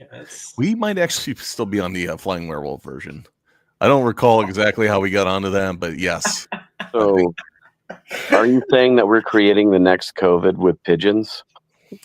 It's possible. I didn't want to jump to that conclusion so quickly, but that's where my head's been at this whole time. Yeah. That's the next bird flu will literally fly in. Maybe we got to start doing the conspiracy of the week as a segment. Oh man, that means I got to go buy some tinfoil. Yeah, man, go get some. I would have been really good to do that a couple years ago. The problem I've got now is AI. It's AI has literally ruined my belief in like anything. People say like, "Oh, did you see this?" And it's like, it's probably fake. Yeah. And even if it's not fake, I can dismiss it as fake. It's my life easier. It's so hard now. Like, yeah, everything that was like a security camera footage. Now you're like, I don't know, that could have been AI. Who knows, man? No. You know, it's like, yeah. Yeah. So as far as the passenger pigeons, to give everyone else a recap real quick, there's a rest stop on the way to Minneapolis. I want to say it's in Wisconsin. And the sign says that this was like the nesting ground of however many, like hundreds of thousands, if not millions, of these birds. Now, the overall population was believed to be like 2 to 4 billion of these birds across the world. Yeah. So this one nesting area was like millions and millions of these birds. And it said they were all killed by hunters that clubbed them to death. And I picture like Elmer Fudd out there with a club smacking these birds. I'm like, yeah. Even at a good clip, let's say like every time you swing, you're hitting 2 or 3 of these things. To kill millions, if not billions of birds. Right. Those same hunters are the ones that are winning the PS5s at Dave & Buster's for whack-a-mole. Just yeah. Yeah. So that's where my conspiracy theory mind was really taken off. I'm like, maybe this is the direction of the show. Yeah. But anymore, man, it's just like, I don't know. It's all depressing. It's like, hey, check out this new Sasquatch video. Oh, guess what? It's fake. Yeah. Yeah. Well, they were always fake, but now they're so super real that they're fake. Now, I will say, I saw some pretty funny ones on TikTok. Yeah. Because you know that they're fake. But they're just, I don't know. I still can't wrap my head around it enough to want to. Yeah. I do laugh at the cats Godzilla blasting the old ladies at the door, though. I just saw it, yeah. What is that? Yes, there's a couple of different ones. Like a cat walks up to the door, or like just like blasts like a Godzilla blast through the door. There's one where the cat comes up with a shotgun and shoots the lady, and like there's a lot of like crazy wonky ass ones. The grossest one I ever saw was when the guy's like, all right, and he calls his dog out and he's like, go ahead, go to the bathroom. He goes and sits on the end of the porch and just shits and flies through the air out into the sunset. Yeah. Nice. Oh God. I was thinking about this on the way down to on my way up to Motor City. I was thinking about give myself like 1.5 hours to do like a live stream video where I get one of these AI video programs and make a better looking but god awful version of the Coke commercial. Everyone's talking about like the Christmas Coke commercial, right? Yeah. I'm pretty sure if you gave me an hour and like a can of Monster, I could bang out a pretty funny, awful, but better looking Coke commercial for the holidays. Yeah, that'd be funny. I just don't want to, spend money on it. Very last image Coke will hire you next year, I do have a Christmas song somewhere on the internet that I wrote that I should probably take down. Is it a Campbell Soup commercial for Christmas? It says my dad used to tell this joke, and it got stuck in my head one day. I used to have this god awful route where I had to drive to like the middle of nowhere, Pennsylvania, and it was in the snow. It was before Christmas, and he just every time I saw him, he was telling someone this joke, and it was, "Why does Santa Claus have no kids?" Hit me. Because when he comes, he only comes once a year. And when he does, it's down chimney. And that is family friendly joke. YouTube. Oh God. So I'm driving around Winter Wonderland, can barely see the road, and I just have this joke playing in my head. And I'm like, I'm gonna make this into a song. So I did. And it's again, probably would get me in a lot of trouble. And I'm not gonna tell you all where it is. I don't even know if I have the login information anymore to get into this account. Like I think the Gmail account that I used to open up my SoundCloud, I think that actually got deleted from like inactivity. That's funny. So I don't know that I can delete it from the internet if I wanted to. Oh, if we could find it, we'll just use Chat GPT to find it. Oh, I'm looking this up next year or next week for next week's show. I'm finding it. This is probably gonna be the last show for a minute because next week. Oh, right. Next week is that's right, Turkey Thanksgiving. time. Yeah. Wow. Fiddle's Day. Yeah, so I will not be live streaming next Wednesday. Who knows? Maybe I'll do a Tuesday show. We'll see. Yeah. We'll be back to the 3rd, or are you traveling that week too? I don't know. I got to figure out what I'm doing with my life. Right. I've hit a weird, like, much like I was driving through the Winter Wonderland through PA. Yeah. With just my thoughts and realizing that I'm not crazy busy. I finished multiple things. Slaughter Dolls Kickstarter is about to wrap up. So yeah, I'm gonna have to ship that out here probably sometime late next month. But like right now, it's like I'm just kind of coasting along. I've got one more show, which yes, Chris, I will be in Columbus. That's the last show of the year. Cool. But I'm like, where am I spending my time? What am I going to be doing? Where do I need to invest my efforts? Been doing comics, and it's not like skyrocketing. Like I'm making money, but generally just making enough money to make the books to hopefully make a little bit of profit as I continue to sell them. Yeah, books are hard to sell, man. Yeah. And then there's also like this live stream. We've grown a little bit, but we're not skyrocketing here either. Should I be spending more time on whatnot? Should I be spending more time wherever? Should I be wasting time doing this or that? Mm-hmm. Should I be investing more time in this or that? I'm in the same boat, my friend. Yeah. So, and next year, it's like, unless I can find something, like, I don't think I have any shows for October next year. Like, because everything moved around. I'm sure something will pop up. I can't remember what we have for October up here. I can't remember. So I had Nickel. I don't know if you were at Nickel or not. Oh, that's right. Yeah, you were at Nickel. I was at TFCon. Yeah. There was one other show. I can't remember what the heck the show was. Wasn't a big show though. I had another show in October. I don't remember what it was, but definitely had another show. Saratoga, is that this weekend? Yeah, Saratoga's this weekend. Yeah. Yeah. So I'm gonna be watching the Comic-Con calendars to see what comes up. What's killing me is there's so many of them that are like, come back soon for exhibitor information. I'm like, I want to have my year figured out. Yeah. So I'm running into the issue now, whereas I have 3 shows asking me for money. Yeah. This month. Oh yeah. Yeah. Oh yeah. I'm like, I just had a show, bro. I just had a show, and I made a little bit of money, but like, I gotta feed the kids, I'm like, dude, I need an extension on this, bro. And I'm like, well, we can extend you whatever till like Friday or whatever. So I got like one show paid. So I'm like hoping this weekend goes really well, but it's like, I don't know. That's the kind of like, I'm thinking about doing a just like a breakdown at some point. Maybe even making a video about it. Like, this is how much I made this year. This is how much I spent this year. Because it's tough, man. Being a show guy is tough.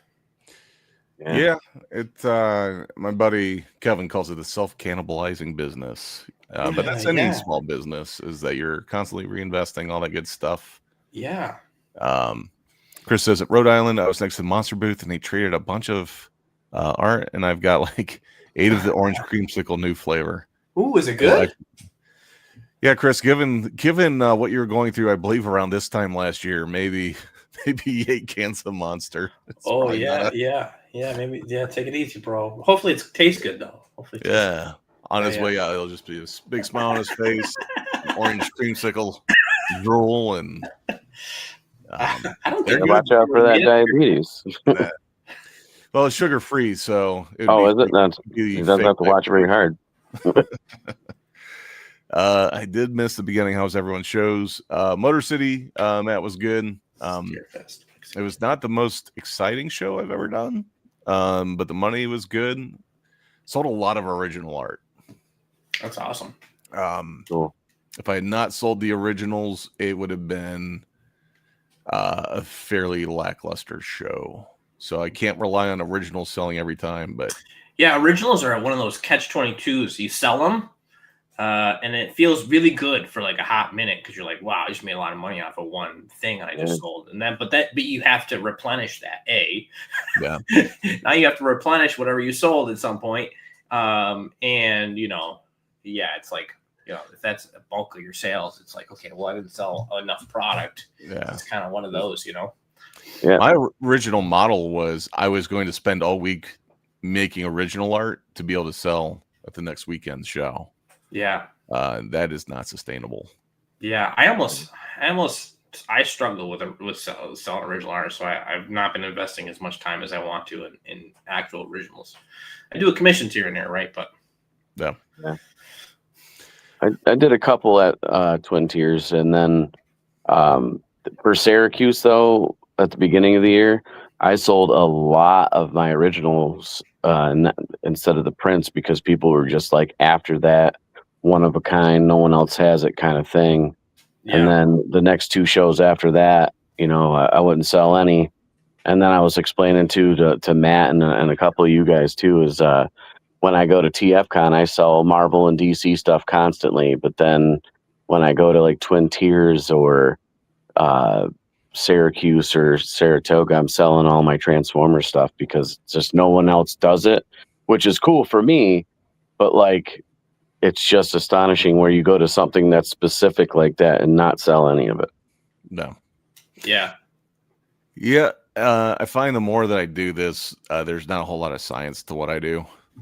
That's what I was literally just talking to my wife about that, like literally yesterday. And I was like, I could write down exactly what I sell at every show and how much of what and what type of thing I sold. And it would be absolutely completely different the next year. It would be 100, like it could be a 360. It could be almost the same, but this little bit different. Like, so there's like absolutely zero predicting like what's going to sell. Obviously there's a couple of things that you're like, okay, that's going to be a catch-22. Like that's like, I got to do it now so I can have it for the show. And sometimes those do really well, but then other times you'd be like, I just invested $400 into this original thing because these 2 guys were coming and then not sell a single one. Right. I made a bunch of Darth Maul canvas prints for Motor City, and who was the first guest to cancel? Ray Parks. Ray Park. Like, Yeah.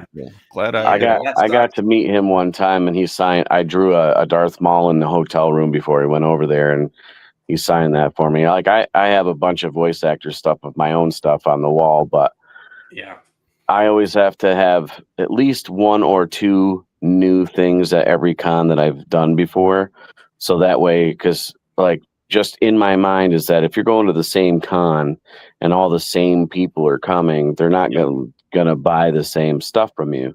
No. So, but I will say, since I have my own big printer and I can do my own canvas prints now, they look amazing on canvas. I did one for Matt's book that's coming out that he did a Kickstarter for that.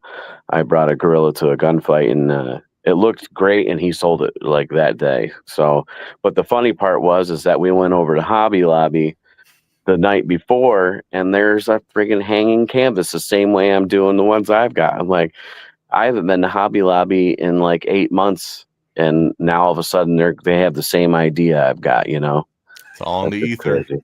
Yeah, all in the ether. Yeah. They would call that is it the quantum entanglement? Is that what's going on here? All of the ideas are existing in the ether, and we're all tapping into it. Yeah, right. Yeah. No, there's another term for it. I don't remember. I can't remember what it's called though. But yeah. Ripping me off. That's what it is. Yeah. Trademark infringement. Chris says that the orange monsters aren't sugar free; they are extra sugar with cocaine. Oh, and the cream, the extra cream. Cocaine. And hey, I'm not just plugging it, but if you guys ever get it, try this stuff. It's holiday creamy vanilla zero sugar Coke. Ooh, and I haven't found it yet. It is good. Walmart, man. Walmart has a ton of it. My Walmart has nothing ever. Oh, well, that's probably because all the scalpers decide they're going to sell all my DC Multiverse figures to people, and they need their Coke. I was going to boycott Coke over the whole AI thing, but then I realized that they own like everything. Yeah. Everything is good. Yeah.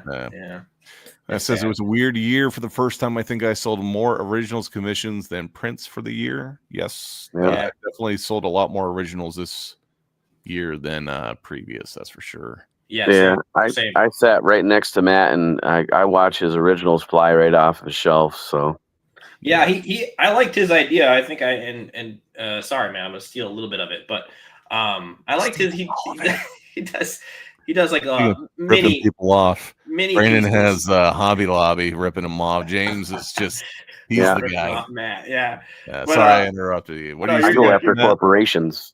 He does like these the mini illustrations are like like this. I don't know, probably 5x7. I'm guessing size, and he sells a couple of them, and at a $50 price point, it's not too bad.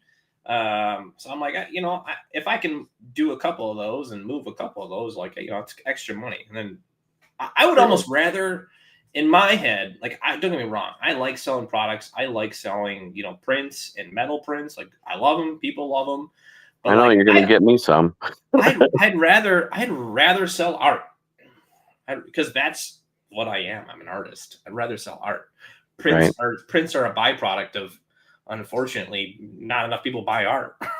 Yeah, I mean, my dream is to be on a cover or something and stop being stupid and start doing some sequential art. But like, I just like doing big pieces of art, Yeah, pin up stuff. That's why I said I just want to draw some cool and call it a day, and hopefully make a couple bucks off of it if I can.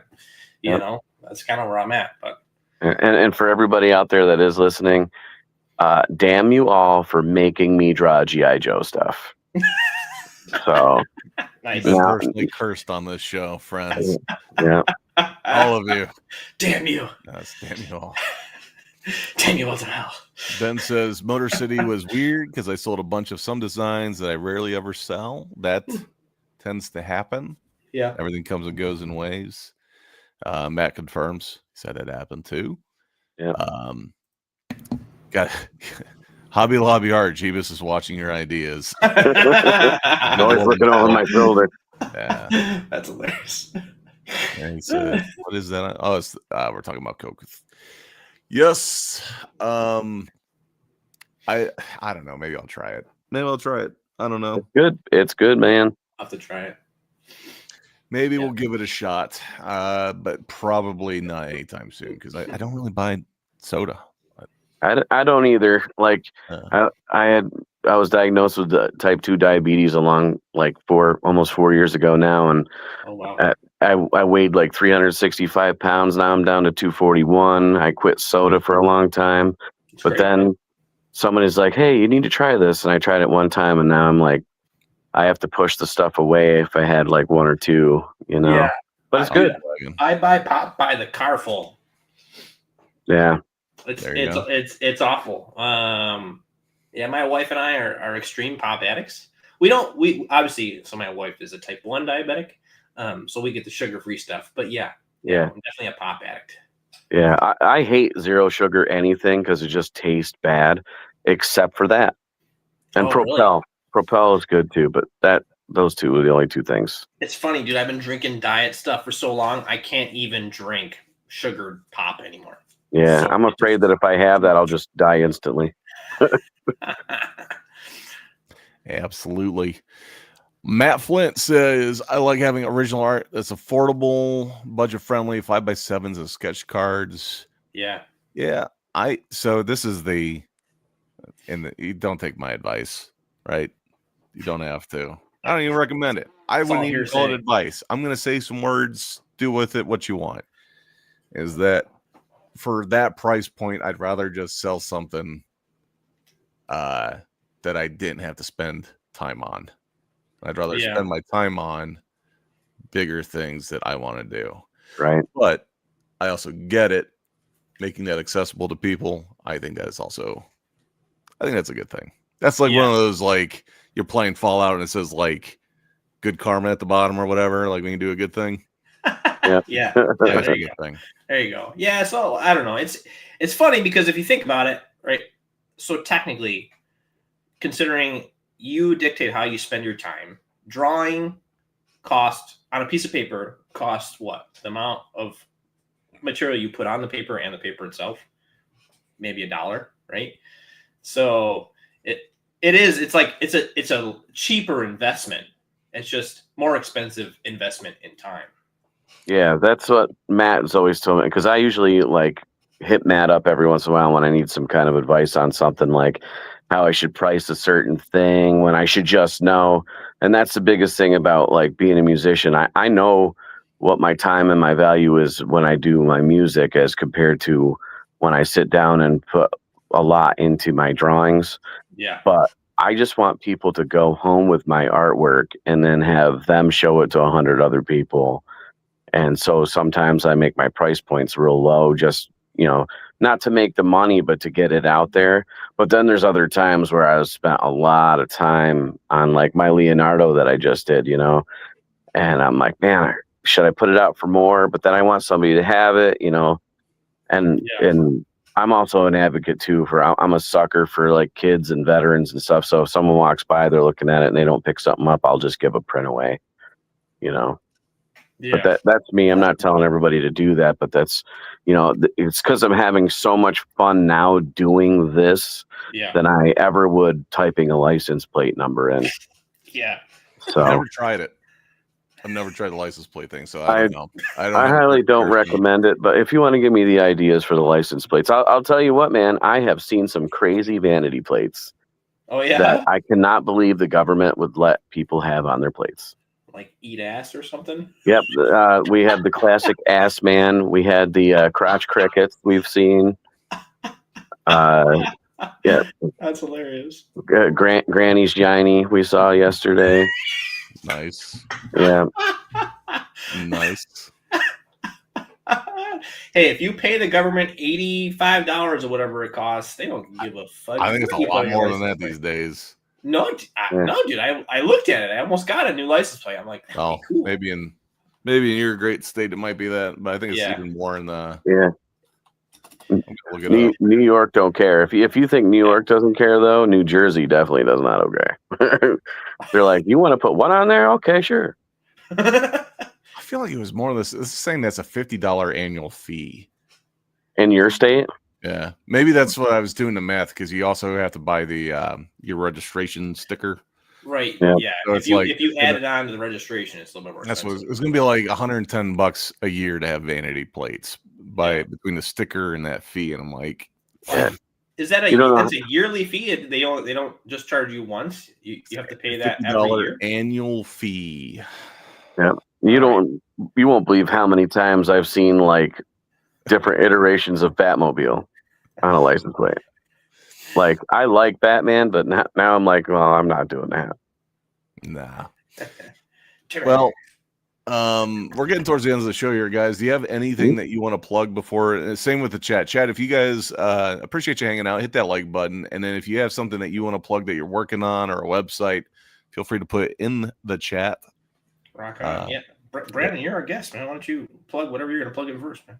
Well, I mean, just everybody that watches this podcast, just go like me on Instagram at Chaos Within Studio. That would help me out a lot.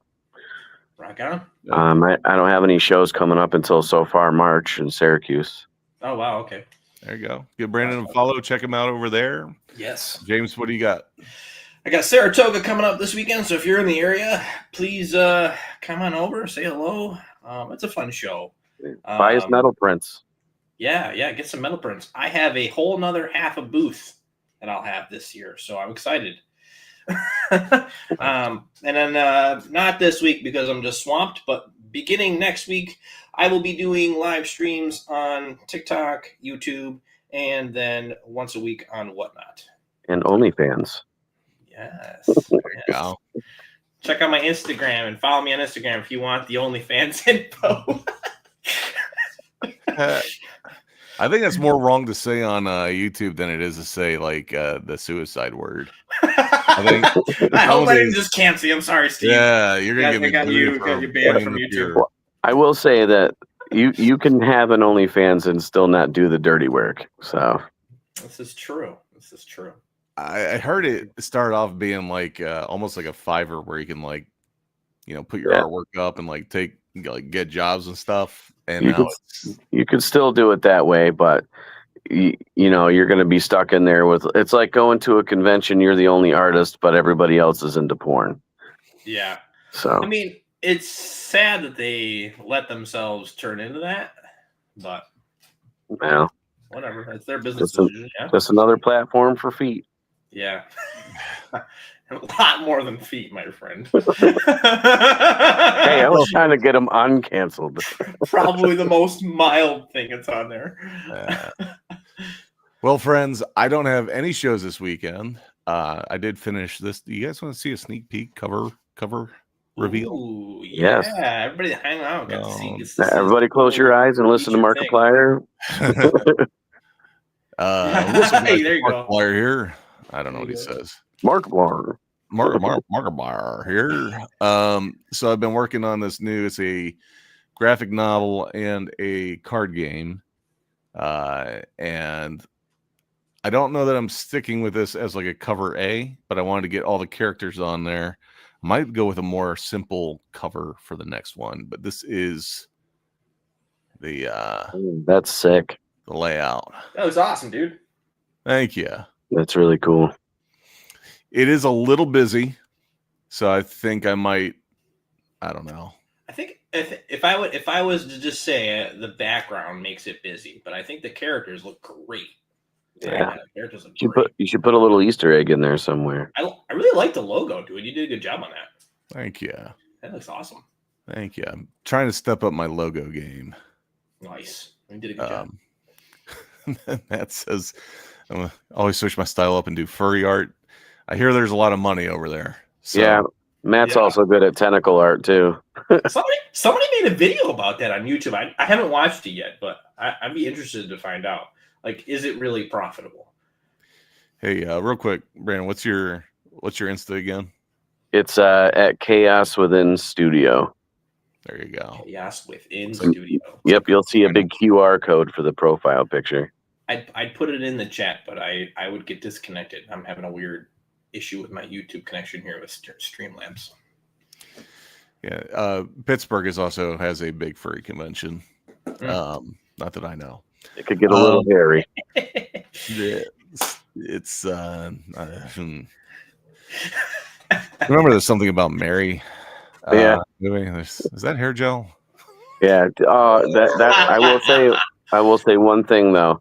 When I went to Saratoga for the first time this year, there was a ton of furries in there. There is, yeah. I don't know what. So it's weird though, because I feel like they're kind of getting away from it a little bit, or trying to. But yeah, there's a lot of furries in that area.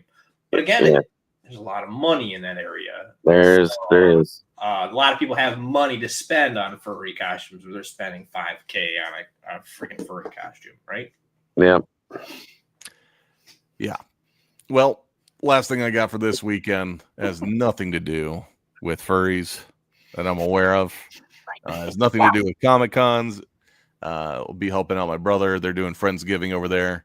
Nice. And they typically in the past, I've shared the story. Typically they do like the deep fried turkey. But there was a freak accident last year, and this guy has done dozens and dozens of turkeys. So whatever the issue was, like, I don't know if it was that with the actual pot itself, if there was like an air bubble in the line or something, but there was an issue. So we're playing it safe. We're doing smoked turkey roulade. Smoked turkey sounds good. I'll be helping out with that this weekend. Are you familiar with the turkey roulade? No, what is that? What's a turkey roulade? Oh, I'm glad you asked. I totally had a video ready. he's got it ready. He's waiting. Do it up. So you're gonna need stuffing, right? They're gonna make their own. Don't waste your time. Just stovetop. You're gonna debone your turkey breast. Stuffing's with that. You're gonna lay it out. You're gonna smack it down thin. Put your seasoning on there. Is that what turkey breast looks like? When you debone and deskin it. Oh. So you got your rib cage. You kind of peel around the meat. And that that makes sense. You cut along the vertebrae. They don't sell turkey breasts here. They only sell the turkey by the whole or turkey slices. It's not like chicken where you can just get a whole turkey breast, which is weird. Yeah. It's interesting trying to find just the turkey breast, because a lot of grocery stores will carry them, but they won't put them with the whole turkey breast around Thanksgiving. They'll have them in a whole different section.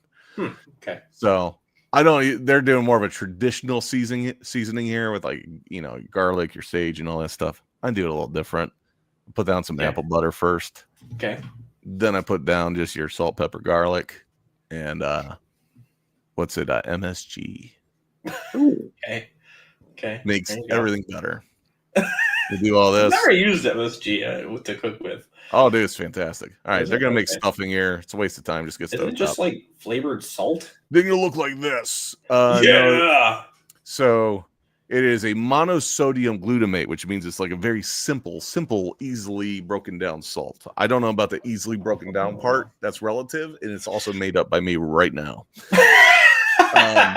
But what it'll do is it'll enhance all the other flavors. So if you put it in with a burger, you're going to have the best tasting burger. I guarantee. Okay. Gotcha. Yeah, definitely recommend. You got a bad name early on because of China with some of the trade agreements that we were messing around with. Yeah. I'd always heard it was unhealthy for you. Yeah. Cover looks great. Do agree my eyes get a little lost. Maybe that steam cloud could cover more area to separate. Yeah, I was playing around with lightening the sort of that mid ground, but we'll see. I'm gonna play around with it more. I think there's some characters that I'm gonna kind of drop in shadows a little bit more. Some of the less important characters, but James, you can buy bone-in turkey breast frozen from Butterball. I think that's exactly who I get mine from. Buy bone-in turkey breast. Yep. Okay. All right, so you slap your stuffing in there. Right. Thanks for the heads up, buddy. And then you roll it up like a burrito. Ooh, that looks good. Dude, I'm telling you, this is the best way to do turkey. A sleepy burrito. You're going to have to send me this recipe thing so I can make it. Turkey roulade. Just write it down. I'm not sending you anything. Okay.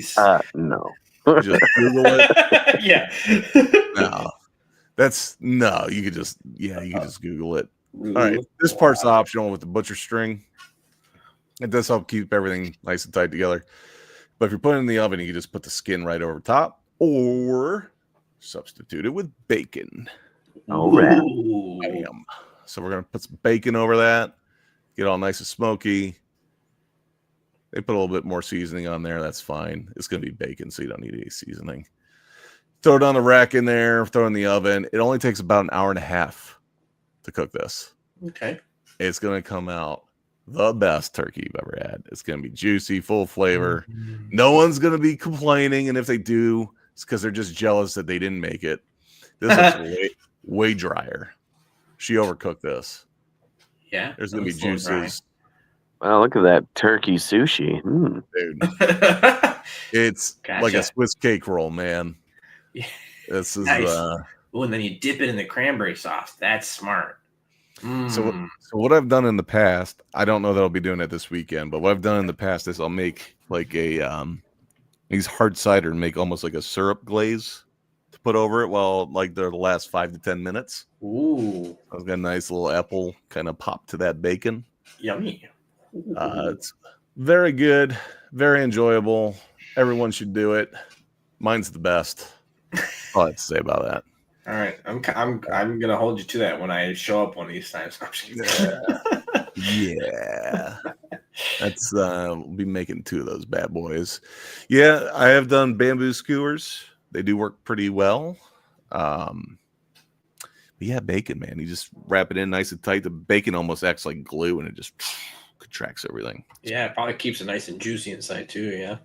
Yeah, so good. So we're gonna be doing some of those. I think we're gonna do some brisket and some pulled pork as well. You're doing that this weekend? Mm-hmm. Okay, nice. Yeah, the brisket and pulled pork we'll do overnight.